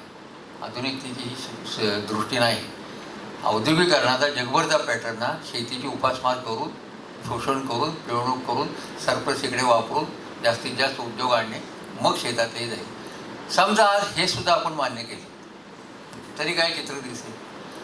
91 साली आपण जागतिकीकरणाच्या करारावर सही केली. जागतिकीकरणाच्या ह्याच्यामध्ये गेल्यामुळे आपल्याला वाटतं आपली संसद सार्वभौम आहे, पण गॅट करारावर सही केल्यानंतर 128 देशांच्या हितसंबंधाविरोधी जाणारा कायदा आपल्याला करता येणार नाही. आपल्याला इलेक्ट्रिसिटी ॲक्ट बदलावा लागला, पेटंट ॲक्ट बदलावा लागला. म्हणजे संसदेनं, सार्वभौम असणाऱ्या संसदेनं स्वतःच आपल्या सार्वभौमत्वाला काही अंशी मुरड घातली, असं चित्र 91 नंतर निर्माण झालेलं आपल्याला दिसतं. आणि आजही शेतीमाल आपल्याला विकत घ्यावा लागतो, हे चित्र आहेत एका बाजूला. त्याच्या पलीकडे जागतिकीकरण जेव्हा गेलं आणि वित्त भांडवल हे ज्या वेळेला सुरू झालेली आहे आणि भांडवलाचं हस्तांतरण श्रमिकांच्या हस्तांतरणापेक्षा सुद्धा अतिशय वेगाने होताना आज आपल्याला दिसतंय. अशा वेळेला जे तंत्रज्ञान आहे, तंत्रज्ञानाची जी पातळी आहे, ती या औद्योगिकरणाच्या जास्तीत जास्त रोजगार निर्मितीच्या आड येणारी गोष्ट आहे, हे आपल्या लक्षात यायला पाहिजे. तुम्ही जेवढ्या उच्च पातळीवरचं तंत्रज्ञान राबवाल, आता तर काय AI आलेलं आहे, आर्टिफिशियल इंटेलिजन्स पण आलेलं आहे आणि तो सगळीकडे तो वापरता येतो. म्हणजे शेती उद्योग इकडे तर झालाच, पण आमच्या साहित्य संस्कृतीच्या क्षेत्रात सुद्धा AI वापरता येतो. त्याला जर सांगितलं याच्यावर एक कविता लिहून दे, तर AI लगेच कविता लिहून देतो तुम्हाला. एक कथा सांगितली तर तो कथा लिहून देतो तुम्हाला. बीज सांगितलं त्याला की याच्यावर लिहून देतो. मग इथपर्यंत ते जाणार जर असेल, सगळ्यात मुख्य अडथळा हा मॅन रिप्लेसिंग टेक्नॉलॉजीचा लक्षात घ्या. टेक्नॉलॉजीची दुसरी वेव जेव्हा आली, त्याच्यामध्ये आपण काय बघितलं की टांगेवाला गेला, रिक्षावाला आला आपल्याकडे. टांगेच्याऐवजी रिक्षा आलं, यंत्र आलं. पण चालवायला टांगेवाला होता, चालवायला रिक्षावालाही तसाच राहिला. माणूस तिथेही होता, माणूस इथेही आहे. तिसरी वेव जी आहे टेक्नॉलॉजीची आलेली, टॉपलर म्हणतो ती, त्या तिसऱ्या वेवनुसार तुम्ही पुढे गेलात तर माणसाची कमीत कमी गरज निर्माण राहील अशा प्रकारचं तंत्रज्ञान सगळी राज्य आणि राष्ट्र आणि मल्टीनॅशनल कंपन्या आज आपल्याला वापरताना दिसतात. आणि आता जे 4.0 इंडस्ट्रियल रिव्होल्युशन त्याचं नाव आपण सांगतो, त्याच्यामध्ये सुपर कॉम्प्युटर्स जे तयार झालेले आहेत ते अनेकांची कामं एकटेच करू शकतात. म्हणजे अनेक फ्लोअरला जर 100-200 माणसं काम करत असतील तर हार्डली 5-25 माणसं तिथे बास आहेत, बाकीचे बेकार होणार आहेत. त्या बेकार होणाऱ्यांना आपण असं म्हणणार आहोत की तुमच्याकडे स्किल नाही म्हणून तुम्ही जगायला लायक नाही, तुम्ही नवीन स्किल मिळवा. तुम्ही एक नवीन स्किल मिळवेपर्यंत पुढची स्किल्सची जनरेशन्स बाजारात आलेली असतात. जसं एक कॉम्प्युटर तुमचा भाग होईपर्यंत 4-5 वर्षात दुसऱ्या कॉम्प्युटरची जनरेशन पुढे आलेली असते. हे चक्र जोपर्यंत चालेल तोपर्यंत तुम्ही अनस्किल्ड राहणार. आणि केव्हाही जसं पूर्ण रोजगारीची अर्थव्यवस्था इकॉनॉमिक्समध्ये असं सांगतात, फुल एम्प्लॉयमेंट स्कीम किंवा फुल एम्प्लॉयमेंटची स्टेटस कधीही समाजात नसते, तसं फुल्ली स्किल्ड सोसायटी अशी रचना केव्हाही येणार नाही. ही शक्यता अधिक आहे, म्हणून तंत्रज्ञानाचा विचार आता अधिक केला पाहिजे. म्हणजे औद्योगिकरणावर भर द्यायचा झाला तरी कोणत्या इंडस्ट्रीज येतील? आजचा सगळा गेल्या 5-25 वर्षामधला मध्यम वर्गाचा जो फुगवटा झालेला आहे, सगळा मध्यम वर्ग फुगलेला आहे, 40-45 कोटीपर्यंत गेलेला आहे. हा फुगवटा प्रोडक्शन सेक्टरनी निर्माण केलेला नाही, हा सर्व्हिस सेक्टरनी निर्माण केलेला आहे, लक्षात घ्या. आणि सर्व्हिस सेक्टर आत्ता इकॉनॉमीला तारतो. एक काळ असा होता की शेतीतलं येणारं GDP सगळ्यात जास्त होतं, मग उद्योगातलं होतं आणि मग इतर क्षेत्रातलं होतं. आज शेतीमधलं GDP 15% खाली आलेलं आहे. हे सगळं चित्र लक्षात घेतलं तर जागतिकीकरण आणि नवीन आलेलं तंत्रज्ञान हे एका बाजूला, आंबेडकरांच्या मनामध्ये किती औद्योगिकरण करून शेतीच्या बाहेर समाज काढायचा असला तरी आज याचे हे अडथळे एका बाजूला वाढले. अजून एका नव्या अडथळ्याची भर पडली जी बाबासाहेबांच्या काळामध्ये नव्हती. 1972 साली आपल्याला कल्पना आहे, लिमिट्स टू ग्रोथ नावाचा एक प्रबंध प्रसिद्ध झाला. आणि विकासाच्या मर्यादा, वाढीच्या मर्यादा याच्या जोडीला पर्यावरणाचा एक घटक त्याच्यामध्ये आड झाला. आणि विकासाचं नवीन सिद्धांत तयार व्हायला लागलं की पर्यावरण धोक्यात आणणारा विकास, मोठे उद्योग, मोठी धरणं याच्याबद्दल जगभर विचारवंतांच्यामध्ये एक प्रश्नचिन्ह निर्माण व्हायला लागलं. आणि त्याचा जो सगळा डिबेट सुरू झाला जवळपास 80च्या पुढच्या दशकामध्ये, आज काय तो चालू आहे, त्या डिबेटमुळे पर्यावरणपूरक उद्योगधंदे म्हणजे मनमुराद औद्योगिकरण करता येणार नाही, बेसुमार औद्योगिकरण करता येणार नाही. औद्योगिकरणामधनं निर्माण झालेला सगळा वेस्ट जो आहे तो तुम्हाला त्याची व्यवस्थित विल्हेवाट लावली पाहिजे, नाहीतर त्याची पर्यावरणावर हानी होती. हे पर्यावरणीय संबंध संकट आणि त्याचं एक नवबंधन आजच्या औद्योगिकरणासमोर आलेलं आहे. हे बाबासाहेबांच्या काळामध्ये नव्हतं. बाबासाहेबांनी अजून 2 पर्याय सुचवलेले होते. एका बाजूला शेतीच्या राष्ट्रीयकरणाची एक कल्पना त्यांनी मांडली. स्टेट्स अँड मायनॉरिटीजमध्ये त्यांनी शासकीय समाजवाद नावाची जी संकल्पना आहे त्याच्यामध्ये एका बाजूला राष्ट्रीयकरणाची कल्पना आहे, दुसऱ्या बाजूला सहकारी शेतीची एक कल्पना आहे. सहकारी शेतीचे प्रयोगही झालेत महाराष्ट्रामध्ये, नाही असं नाही, दलितांच्या सामुदायिक शेतीचा मोठा प्रयोग म्हैसाळला मिरज तालुक्यामध्ये झालेला आहे. श्री विठ्ठल संयुक्त सहकारी सोसायटी म्हणून बराच काळ तो प्रयोग गाजला. आज तो प्रयोग बंद आहे, पण जवळपास 20-25 वर्षापूर्वी चळवळींमध्ये त्या प्रयोगाची मोठी चर्चा होते आणि तो प्रयोग एकाच वेळेला जाती निर्मूलन आणि सामुदायिक शेती असा संयुक्त याच्यावर आधारलेला प्रकल्प होता. मी आणि दिनकर जिमरे ज्या संघटनेमध्ये आम्ही काम करत होतो त्या संघटनेनं आणीबाणीच्या काळामध्ये सुद्धा कर्जमुक्तीमध्ये ज्या जमिनी मोकळ्या झाल्या दलित समूहांच्या, त्यांच्या एक संयुक्त सहकारी शेतीचा प्रयोग, सामुदायिक शेतीचा प्रयोग आम्ही काही काळ करून पाहिला. आम्हाला त्याच्यामध्ये फारसं यश आलं नाही, कारण जमीन नावाची मालकीची वस्तू ही व्यक्तीच्या मालकीची आहे आणि व्यक्ती आणि तिची संपत्ती आणि तिच्या खाजगीपणाचं पावित्र्य याला भांडवलशाहीची मूलभूत मान्यता आहे. त्यामुळे लोकांच्या मनामध्ये माझी जमीन ही गोष्ट अत्यंत घट्टपणे बसलेली आहे. त्यामुळे त्याही काळात बाबासाहेबांच्या सहकारी शेतीचा प्रयोग यशस्वी होणार नव्हता. त्यांनी तो सुचवला होता, त्यांनी काही त्याचे नॉर्म्स दिलेले होते, शासनानं काय करावं याचे. ते जर मान्य झाले असते तर नथिंग लाईक दॅट, त्याचा मोठा उपयोग झाला असता. पण एका बाजूला रुजलेल्या व्यक्तिवादामुळे लोक जमिनीशी आपली असणारी मालकी सोडायला तयार नाहीत. हे आजही आपल्याला रस्त्याच्या प्रकल्पांना जमिनी देताना होणारे विरोध, धरणाच्या प्रकल्पांना होणारे विरोध लक्षात घेता लोकांना आपली मालकी सोडायची नाही, हे सगळं आज आपल्याला ध्यानात घ्यावं लागतं. त्या काळामध्ये बाबासाहेबांच्या किमान धारणा क्षेत्राच्या खाली जी शेती करतात त्यांना शिक्षाही होती. बाबासाहेबांनी त्याला विरोध केलेला आहे. तुकडेबंदीचं बिल होतं त्यालाही त्यांनी विरोध केलेला होता. खोतीचं बिल बाबासाहेबांनी स्वतःच मांडलेलं होतं. म्हणजे शेतीमध्ये जे जे करणं शक्य आहे ते बाबासाहेबांनी त्यांच्या काळामध्ये पूर्णपणे केलेलं आहे. कारण राजकीय लोकशाहीचं रूपांतर तुम्हाला आर्थिक लोकशाहीत करायचं असेल तर आर्थिक क्षेत्रामध्ये शासनाचा हस्तक्षेप असलाच पाहिजे, ही बाबासाहेबांची मूलभूत सैद्धांतिक धारणा आहे. जसे ते असं म्हणत होते की सामाजिक आणि धार्मिक क्षेत्रामध्ये जर राज्य संस्थेनं हस्तक्षेप केला नाही तर या देशात राष्ट्रच उभं राहणार नाही. बाबासाहेबांना हे पक्क माहीत होतं की इथं माणसं आहेत, ही सगळी जातीतली माणसं आहेत, ती व्यक्ती नाही आहेत. यांना व्यक्ती करून हक्क द्यायचे, व्यक्ती म्हणून त्याने प्रस्थापना करायची, मग ते नागरिक होणार आणि नागरिकांना मूलभूत हक्क येणार. पण ते व्यक्ती म्हणून इतर जोखडातनं मुक्त व्हायचं असेल तर धार्मिक, सामाजिक, सांस्कृतिक क्षेत्रात हस्तक्षेप करावाच लागेल. हे जसं एका बाजूला सिद्धांत होतं तसं आर्थिक लोकशाही निर्माण करण्यासाठी सुद्धा हस्तक्षेप शासनाला करावा लागेल. आजचं शासन आर्थिक व्यवहारांमध्ये हस्तक्षेप करण्याच्या भूमिकेच्या विरुद्ध आहे, कारण ते ग्लोबलायझेशनच्या काळामधलं स्टेट आहे. ग्लोबलायझेशनच्या काळामध्ये राष्ट्रांच्या सीमा एका बाजूला पुसट होत चाललेल्या आहेत, राज्यसंस्था बळकट होत चाललेल्या आहेत. राज्यसंस्थेच्या हाताशी अतिशय भयानक पातळीवर वाढलेलं तंत्रज्ञान आहे. म्हणून आज काही अभ्यासक राज्यसंस्थेचं वर्णन पाळतखोर राज्यसंस्था असं सुद्धा करतात, हेरगिरी करणारी संस्था. अशा वेळेला ही सगळी जी राज्यसंस्था आहे ही राज्यसंस्था सामाजिक व्यवहारामध्ये आज फारसा हस्तक्षेप करत नाही आणि राजकीय हे आर्थिक व्यवहारांमध्ये फारसा हस्तक्षेप करत नाही. आपल्या देशातल्या लोकशाहीचे एक अमेरिकन अभ्यासक आहेत, आशुतोष वार्ष्णे म्हणून, कदाचित तुम्ही नाव ऐकलं असेल. काही वेळेला इंडियन एक्सप्रेसमध्ये ते लेखन करतात.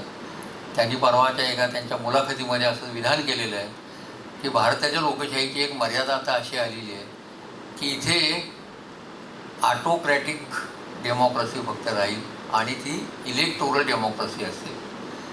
बाकीची हस्तक्षेपाची जी लोकशाही आहे किंवा ऑपरेशनल डेमोक्रेसी नावाची जी गोष्ट आहे ती यापुढे फार काळ निघणार नाही, कारण निरनिराळ्या कृत्या आणि प्रॅक्टिसेसच्या द्वारा लिगसी ऑफ द डेमोक्रेसी आज इरोड होताना दिसते, असं त्यांचं विश्लेषण आज आपल्याला दिसतं. ही सगळी चौकट लक्षात घेऊन बाबासाहेबांच्या काळातल्या विचाराला लावली तर बाबासाहेबांचा विचार पुढे नेताना कठोरपणे राज्यसंस्थेनं शेतीच्या क्षेत्रामध्ये, आर्थिक बाबीमध्ये हस्तक्षेप केल्याशिवाय हे प्रश्न सुटणार नाही. शेवट बाबासाहेबांच्या शिक्षणाबद्दल जे काही त्यांनी थोडक्यात म्हटलं आहे, 2-3 मिनटात सांगून मी थांबतो. त्यांनी संस्था काढल्या, महाविद्यालय काढली, जवळपास 5 महाविद्यालये आहेत. सिद्धार्थ, मिलिंद आहे, लॉ कॉलेज आहे, आणखी काही कॉलेजेस आहेत. अशा एक 5 कॉलेजेस आहेत. त्यांची अपेक्षा काय होती? अपेक्षा ही होती की महाविद्यालयांमधनं, विद्यापीठांमधनं ज्ञान तर मिळालंच पाहिजे, ज्ञानी माणूस निर्माण व्हायला पाहिजे, शीलवान माणूस निर्माण व्हायला पाहिजे. ज्ञान आणि शील एकत्रित असणाऱ्या माणसाच्या व्यक्तिमत्वाची निर्मिती हे त्यांच्या शिक्षणाचं एक उद्दिष्ट आहे. आज आपण ज्ञान आणि शील एकत्रित असेल याची खात्री देऊ शकत नाही. किंबहुना काही वेळेला शीलाच्या पोटी ज्ञान मिळवावं लागतं हे सुद्धा आपण पाहतो. त्यामुळे ज्ञान आणि शील एकत्र असणं ही फार महत्त्वाची गोष्ट आहे. दुसरं बाबासाहेबांनी एक काय म्हटलेलं होतं, विद्यापीठांना त्यांची स्वायत्तता असली पाहिजे आणि विद्यापीठांमधनं स्वतंत्र विचारांचे लोक निर्माण व्हायला पाहिजेत, ज्याच्यामध्ये 2 गोष्टींना बाबासाहेबांनी महत्त्व दिलेलं आहे. एक, व्यक्ती स्वातंत्र्याचा विचार विद्यार्थ्यांच्या मनामध्ये शिक्षणामधनं रुजलाच पाहिजे, ही एक अपेक्षा बाबासाहेबांची आहे. आणि दुसरं, स्पिरिट ऑफ एन्क्वायरी निर्माण झाली पाहिजे. मुलाच्या ठाई चौकस आणि चौरस विचार करण्याची क्षमता जर नसेल तर विद्यापीठांना कितीही निधी द्या, कितीही इमारती उभ्या करा, विद्यापीठांचं शिक्षण व्यर्थ आहे इथपर्यंत बाबासाहेबांचे विचार आपल्याला नेता येतात. आणि म्हणून चौकस चौरस विद्यार्थी, ज्ञानी आणि शीलवान प्राध्यापक आणि विद्यापीठ मुक्त असणं, स्वायत्त असणं, याचा अर्थ आपण काय करायचं? आपले विद्यापीठं स्वायत्त आहेत असं आपण म्हणलो तर ते विधान काळाला सोडून होईल असं मला वाटतं. ते नाही आहेत मुक्त. हस्तक्षेप होतच नसतील असं नाही, हस्तक्षेप होतात, हस्तक्षेपाच्या पातळ्या असतात, त्यातूनही विद्यापीठं मार्ग काढत असतात, कारण त्यांना पुढे जाऊन मुलांचं शिक्षण चालू ठेवायचं असतं. या एका आपण अदृश्य अशा प्रकारच्या अडचणीत आज आपली विद्यापीठं सापडलेली आहेत. दुसरं, ही सगळी विद्यापीठं तुम्हाला नव्या जगाशी जोडायची आहेत आणि विद्यापीठातनं जर ज्ञाननिर्मिती होणार नसेल तर मग विद्यापीठाचा उपयोग काय? ज्ञाननिर्मिती जर संशोधनाकडे वळणार नसेल तर ज्ञानाचा उपयोग काय? आणि संशोधन जर निर्मितीमध्ये परिवर्तित होणार नसेल तर संशोधनाचा उपयोग काय? एक मोठी साखळी दुष्टचक्र आपल्यासमोर चालू होताना दिसतं. आणि तिथे तुम्हाला असं आजचं चित्र म्हणून एक माझं निरीक्षण सांगतो मी. आपल्या देशामध्ये आजही प्युअर सायन्सेसकडे मुलं कमी का वळतात? प्युअर सायन्सेस, मूलभूत विज्ञानाकडे मुलं कमी का वळतात? विज्ञानाचा एवढा प्रसार झाला आहे, वैज्ञानिक महाविद्यालय आहेत, BSc MSc PhD माणसं होतात, तरी अंधश्रद्धा संपत नाहीत. हा एक अनुभव आपला आहे. पण मूलभूत विज्ञानाकडे वळतच नाही आपण. आपल्याला विज्ञान हे तंत्र म्हणून हवं आहे, तत्त्वज्ञान म्हणून नको आहे. विज्ञानाचं तत्त्वज्ञान समजूनच घेत नाही आपण. आणि त्याच्यामुळे मग अशी आपत्ती ओढवते की जीवशास्त्राच्या प्राध्यापकाला जीव निर्मिती कळते पण तरी सत्यनारायणाचा मोह सुटत नाही. तितकंच घडतं. जीवनिर्मिती कळते पण नवस फेडायला गेलंच पाहिजे हेही कळतं. हा जो दुभंगलेपणा आहे अभ्यासकांच्या क्षेत्रामधला, प्राध्यापकांच्या क्षेत्रामधला, शिक्षकांच्या क्षेत्रामधला, याचं कारण विज्ञानाकडे तंत्र म्हणून आपण पाहतोय की आम्हाला बटन दाबून फायदा कुठे होईल तेवढं सांगा, बटणं दाबायचं काम आम्ही करू, यंत्र बिघडल्यावर तुमचं तुम्ही बघा. यंत्र बिघडल्यावर कोण बघणार असतं? ते मूलभूत विज्ञानाकडे गेलेली माणसं बघणार असतं. म्हणून मूलभूत विज्ञानाकडे या समाजात अत्यंत दुर्लक्ष होते एका बाजूला. दुसऱ्या बाजूला सोशल सायन्सेसची काय परिस्थिती वेगळी आहे का सामाजिक शास्त्रांची? मानव्य शास्त्राकडे माणसं, मुलं फारशी वळत नाही. बऱ्याच कॉलेजेसमध्ये, विद्यापीठांमध्ये या समस्या आहेत. मी अनेक ठिकाणी जातो, प्राध्यापकांशी, कुलगुरूंशी किंवा अशा मंडळींशी बोलताना शिक्षण तज्ज्ञांची लक्षात येतं. सामाजिक शास्त्रांना जर वाईट दिवस आले तर या देशात माणूस, माणसाची प्रतिष्ठा, त्याची स्वायत्तता आणि त्याचं स्वातंत्र्य याचा विचार शिल्लक राहणार नाही, हे लक्षात घ्या. तो विचार शिल्लक राहायचा असेल तर सामाजिक शास्त्र शिल्लक राहिली पाहिजेत आणि सामाजिक शास्त्र शिल्लक राहायचे असेल तर तिकडे वळण्याचं सुद्धा आपण ठरवलं पाहिजे. आज आपण चटकन नोकरी, अप्लाइड पद्धतीची नोकरी कशी लागेल, थोड्या श्रमात, थोड्या कौशल्यात, याचा विचार करतोय. पण दुसऱ्या बाजूला मगाशी मी म्हटलं तसं तंत्रज्ञानाने उपस्थित केलेले जे प्रश्न आहेत, कौशल्याच्यावर आधारलेला सगळा समाज उभा करायचा जो प्रकल्प चाललेला आहे, याच्यामधून उभे राहिलेले जे प्रश्न आहेत, याचा मूलभूत विचार आजच्या शिक्षण पद्धतीला करावा लागेल. विद्यापीठ परदेशी असो, खाजगी असो, सरकारी असो, त्याच्यात यातलं काहीच घडत नसेल त्याचा काहीच उपयोग नाही. मग विद्यापीठं असली काय आणि नसली काय, ती बंद केली तरी काही फरक पडत नाही. एकेकाळी विद्यापीठं नव्हती, समाज व्यवहार चालूच होता. विद्यापीठं प्रगल्भ होतात याचा अर्थ सामाजिक व्यवहारही प्रगल्भ होतो. विद्यापीठं संशोधन करून पुढे जातात याचा अर्थ समाजामध्ये संशोधक वृत्तीची जोपासना व्हायला सुरुवात होते.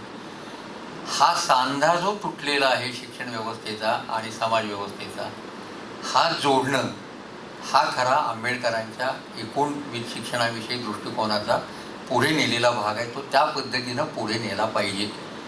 आज अर्थव्यवस्था मुक्त झाली पण समाज बंदिस्त झालेला आहे, हे लक्षात ठेवा. आपल्याला असं खूप वाटत होतं, जसं मगाशी मी म्हणलं की फुल्यांच्या काळामध्ये हस्तक्षेप केला इंग्रजांनी, ठीक आहे, पण भांडवली हस्तक्षेप तो पुरेसा झालेला नाही एका बाजूला, आणि दुसऱ्या बाजूला या समाजामधल्या उत्पादक आणि सर्जक शक्ती जुन्या व्यवस्थेच्या जातातून मोकळ्या होऊन पुढे उत्पादक झाल्या असंही चित्र दिसलं नाही. आजही आपल्याला सरंजामशाही विरुद्ध भांडवलशाही हा झगडा पूर्ण मिटलेला नाही. धर्म आणि विज्ञानाचा निकराचा संघर्ष इंग्रज आल्यानंतर इथे सुरू झालेला होता, पण तो पुढे गेला नाही. आज तो संघर्ष काही टप्प्यावर पुढे जाताना दिसतो. याचा एक अर्थ का असं म्हणतो मी, तर आत्ता अशी अलीकडे विज्ञानाच्या आधारे समाज बदलू पाहणाऱ्यांची हत्या व्हायला सुरुवात झालेली आहे गेल्या 5-7 वर्षामध्ये. याचा अर्थ धर्म आणि विज्ञानाचा एक संघर्ष आत्ता सुरू झालेला आहे असं दिसतं. याच्यात आपण कुठल्या बाजूने उभं राहायचं हा वादाचा मुद्दा नाही माझ्यासाठी. आपण विज्ञानाच्या बाजूनेच उभे राहाल याची मला खात्री आहे. पण विज्ञानाच्या बाजूने उभं राहणं याचा अर्थ विज्ञानाचा समावेश आपल्या बाह्य जीवनशैलीमध्ये केवळ न करता आपल्या अंतरंगामध्ये करणं आणि मेंदूमध्ये करणं हा त्याला पर्याय असतो. बाबासाहेबांना अभिप्रेत असलेला प्राध्यापक असो किंवा विद्यार्थी असो, या मेंदूमध्ये विज्ञान संस्कारित करून घेऊन पुढे जाणाऱ्या समाजाचा महत्त्वाचा घटक होता असं मला वाटतं. या अर्थानं बाबासाहेबांच्या शैक्षणिक विचाराकडे आपण पाहिलं पाहिजे. आपण मला या ठिकाणी उद्घाटनासाठी बोलवलंच, मान दिलात, याच्याबद्दल मी आपला मनपूर्वक आभारी आहे. जय हिंद, जय महाराष्ट्र, जय भीम. महात्मा ज्योतिबा फुले आणि डॉक्टर बाबासाहेब आंबेडकर यांचं एकंदरीतच शेती आणि शिक्षण क्षेत्रातलं जे काही कार्य होतं, विचार होते, योगदान होतं, त्या संदर्भात सरांनी उहापोह करताना विविध मुद्द्यांना स्पर्श केलेला आहे. दोन्हीही महान व्यक्तींनी आधुनिक शेती पद्धती, शेतकऱ्यांच्या समस्या, उपाययोजना आणि कृषी शिक्षण यावरती भर दिला व विकासाचा आकृतिबंध त्यांनी मांडला, हे सरांनी आपल्या या उद्घाटनपर भाषणामध्ये मांडलं. तसेच गुलामगिरी ही वैचारिक असो किंवा व्यवस्थेने लादलेली भौतिक स्वरूपातली असो, ती झुगारून लावता येते ते केवळ शिक्षकांनी आणि शिक्षणाने. यामुळे समाजामध्ये चांगल्या शिक्षणाची बीजे जी आहे ती रोवली गेली पाहिजे. त्यामुळे प्रत्येकाने इथे शिक्षणाची कास धरून आपला विकास साधता आला पाहिजे. याबरोबरच सरांनी एक महत्त्वाची गोष्ट सांगितली, ती म्हणजे व्यवस्थेला प्रश्न विचारता आले पाहिजे. व्यवस्थेला प्रश्न विचारल्याने आपण आपले जे काही समस्या आहेत त्या दूर करू शकतो आणि विकासाच्या प्रवाहात येऊ शकतो, असे देखील सरांनी मांडलं. सर, आपण आमच्या विनंतीला मान देऊन इथे उपस्थित राहिलात, आमचं प्रबोधन केलं, याबद्दल मी आपले मनस्वी आभार मानते. यानंतर आता वेळ झालेली आहे अध्यक्षीय मनोगताची. अनेकांना शैक्षणिक जीवनात दिशा दाखवणारे, नवदृष्टी देणारे नेतृत्व म्हणजे आपले प्रकुलगुरू सन्माननीय प्राध्यापक डॉक्टर लक्ष्मीकांत दामा सर, कृपया आपण अध्यक्षीय मनोगत व्यक्त करावे. प्रथम उपस्थित सर्व मान्यवरांना नमस्कार. क्रांतीसूर्य महात्मा ज्योतिराव फुले व भारतरत्न डॉक्टर बाबासाहेब आंबेडकर जयंती महोत्सवानिमित्त आज पुण्यश्लोक अहिल्यादेवी होळकर सोलापूर विद्यापीठ येथे राज्यस्तरीय परिसंवाद आयोजित केलेला आहे. त्याप्रसंगी उपस्थित मान्यवर माननीय श्री राजाभाऊ सरवदे सर, अध्यक्ष डॉक्टर बाबासाहेब आंबेडकर अध्यासन केंद्र, पुण्यश्लोक अहिल्यादेवी होळकर सोलापूर विद्यापीठ सोलापूर, तसेच ज्येष्ठ विचारवंत Shri Kishor Bedkeha sir, doctor Devanand Shirvan sir, doctor Prabhakar Kolekar sir, doctor Gautam Kamble sir, doctor Kokate sir, Umesh Pagare sir, doctor Kalwane sir, doctor CS Chavan sir व सर्व उपस्थित मान्यवर. आज आपल्या विद्यापीठाने विषय असं दिलेला आहे की महात्मा फुले व डॉक्टर बाबासाहेब आंबेडकर शेती शैक्षणिक धोरण या विषयाशी चर्चासत्र इथं आयोजित केलेलं आहे.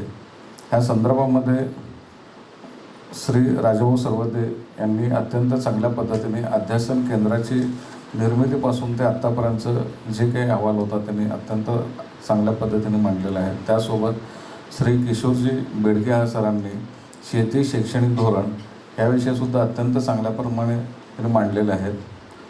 महात्मा ज्योतिराव फुले समाज सुधारणेचा दीपस्तंभ. फुले हे केवळ एक समाजसेवक नव्हते, तर ते एक विचारवंत लेखक, कवी, शिक्षणप्रेमी आणि खऱ्या अर्थाने सत्यशोधक होते. त्यांच्या जीवनातील एक महत्त्वाचा टप्पा म्हणजे त्यांनी 1848मध्ये पुण्यात पहिली मुलींची शाळा सुरू केली. त्यांच्या पत्नी सावित्रीबाई फुले या त्या शाळेच्या पहिल्या शिक्षिका ठरल्या. ही क्रांती होती, कारण तेव्हा स्त्रियांना शिक्षण देणे म्हणजेच पाप मानलं जात होतं. महात्मा फुले यांचा ठाम विश्वास होता की शिक्षण हेच खरे मुक्तीचं साधन आहे. त्यामुळं त्यांनी अस्पृश्य, मागासवर्गीय आणि महिलांसाठी शिक्षणाचे दरवाजे उघडे केले. त्यांनी सत्यशोधक समाज स्थापन करून धर्माच्या नावावर चालणाऱ्या अन्यायकारक प्रथा, अंधश्रद्धा आणि भेदभावाला विरोध केला. फुले म्हणायचे, देव कोणाच्या झेंड्याखाली नाही, तो शेतकऱ्याच्या घामात आहे, मजुराच्या हातात आहे, स्त्रीच्या अश्रूमध्ये आहे. धर्मशास्त्रातील फुले यांनी बंधने शिथिल करून धर्माची थोरवी वाढवलीच आहे. आज जर आपण त्यांचा वारसा पुढे नेऊ इच्छितो तर आपल्या शिक्षणाचा प्रसार करावा लागेल, जातीभेद संपवावा लागेल आणि स्त्री पुरुष समाजासाठी काम करावं लागेल. याच्यामध्ये आपण अजून एक बघू शकतो की विचारांमध्ये क्रांती घडवणं हेच खरं कार्य आहे आणि महात्मा फुले यांनी हे कार्य आपल्या पूर्ण आयुष्यामध्ये सिद्ध करून दाखवलेलं आहे. त्यासोबत डॉक्टर बाबासाहेब आंबेडकर हे खरं तर भारतरत्न मानवतेचा न्यायदूत म्हणून आपण संबोधतो. बाबासाहेबांचे संपूर्ण जीवन हे संघर्षाचे आणि परिवर्तनाचे प्रतीक होते. त्यांनी आपल्या आयुष्यात असंख्य अडचणींचा सामना केला, पण शिक्षणाचे महत्त्व ओळखून त्यांनी शिका, संघटित व्हा आणि संघर्ष करा हा मंत्र दिला. त्यांनी विद्वत्ता, कर्तृत्व आणि चिकाटीच्या जोरावर जगाला आपल्या बुद्धिमत्वाचे दर्शन घडवलं. भारताच्या संविधानाची रचना करताना त्यांनी प्रत्येक घटकाला समतेची, स्वातंत्र्याची आणि बंधुतेची हमी दिली. त्यांनी म्हटलं होतं की संविधान हे केवळ एक कायद्याचं पुस्तक नाही, ते एका नव्या भारताचं स्वप्न आहे. बाबासाहेबांचा लढा केवळ दलितासाठी नव्हता, तो सर्व वंचित, शोषित आणि अन्यायग्रस्त लोकांसाठी होता. त्यांनी स्त्रियांना हक्क, कामगारांना सुरक्षा आणि मागासवर्गीयांना सन्मान मिळवून दिला. ह्या सर्व गोष्टीचा विचार करून ह्या दोन्ही मान्य आदरणीय व्यक्तीला माझा मानाचा नमस्कार आणि आज इथं संयोजकांनी बोलवलं त्याबद्दल धन्यवाद. नमस्कार. धन्यवाद सन्माननीय प्राध्यापक डॉक्टर लक्ष्मीकांत दामा सर. कार्यक्रम यशस्वीरित्या पार पाडण्यासाठी अनेकांच्या मेहनतीचा आणि सहकार्याचा हातभार लागतो. त्या प्रत्येकाप्रती आभार व्यक्त करण्यासाठी आमंत्रित करते सामाजिक शास्त्रीय संकुलामध्ये सहाय्यक प्राध्यापक म्हणून कार्यरत असणारे माझे ज्येष्ठ सहकारी बंधू माननीय डॉक्टर शेख सरांना. Good afternoon to all. सर्वांना नमस्कार. It's time to express our vote of thanks. Today's respected chief guest, Sri Kishore Bedkihal sir, a well-known thinker, Honorable President of this symposium, Dr. Lakshmikant Dama sir, Pro Vice Chancellor of Punyashlok Ahilyadevi Holkar Solapur University, our Registrar Dr. Atul Lakde sir, and esteemed guest Sri Rajabhau Sarvade sir, President of Babasaheb Ambedkar Study Center, and our dedicated coordinator as well as coordinator of Dr. Babasaheb Ambedkar Study Center, Dr. Gautam Kamble sir, and our gracious anchor Dr. Tejaswini Kamble ma'am, and all distinguished speakers, faculty members, participants, and dear students. On behalf of Punyashlok Ahilyadevi Holkar Solapur University, now it's my privilege to extend heartfelt vote of thanks to everyone who contributed to the grand success of the state level symposium organized on this auspicious occasion of the birth anniversary of Mahatma Jyotirao Phule and Dr. Babasaheb Ambedkar. We are deeply grateful to our chief guest Sri Kishore Bedkihal sir for gracing this event with your insightful thoughts, especially on Mahatma Phule's contribution in primary education, social reforms, agriculture development, focused on educational models. Further, Kishore sir highlighted the contribution of Dr. Babasaheb Ambedkar in the area of higher education, increasing productivity of agriculture sector, and the needs of investing manpower in industrial areas, and needs to provide required facilities to the farmers. Ultimately, sir focused on the importance of research in the universities and importance of rational thinking and developing the sovereignty of universities. Further, our sincere thanks to Lakshmikant Dama sir for presiding over the symposium and guiding us with your wisdom. We also extend our gratitude to Rajabhau Sarvade sir for sharing these valuable perspectives on Dr. Babasaheb Ambedkar's ideas and relevance in today's policies. A special word for appreciation for Dr. Gautam Kamble sir, our symposium coordinator, for his minute planning and leadership in organizing this event perfectly. We are also thankful to Dr. Tejaswini Kamble ma'am for skillfully anchoring this program and ensuring the smooth flow. Further, our heartfelt thanks to all the eminent speakers, faculty members, researchers, and participants for your engaging discussion and thought-producing contribution. Your presence has enhanced the beauty of this symposium. Last but not least, we acknowledge the hardworking organizing committee, technical team, and support staff whose restless efforts made this event possible. As we conclude, let's carry forward the teaching of Mahatma Phule and Dr. Ambedkar by trying for an inclusive and progressive society through education and sustainable agriculture. Thank you all once again for making this symposium memorable and impactful event. Jai Hind, Jai Maharashtra.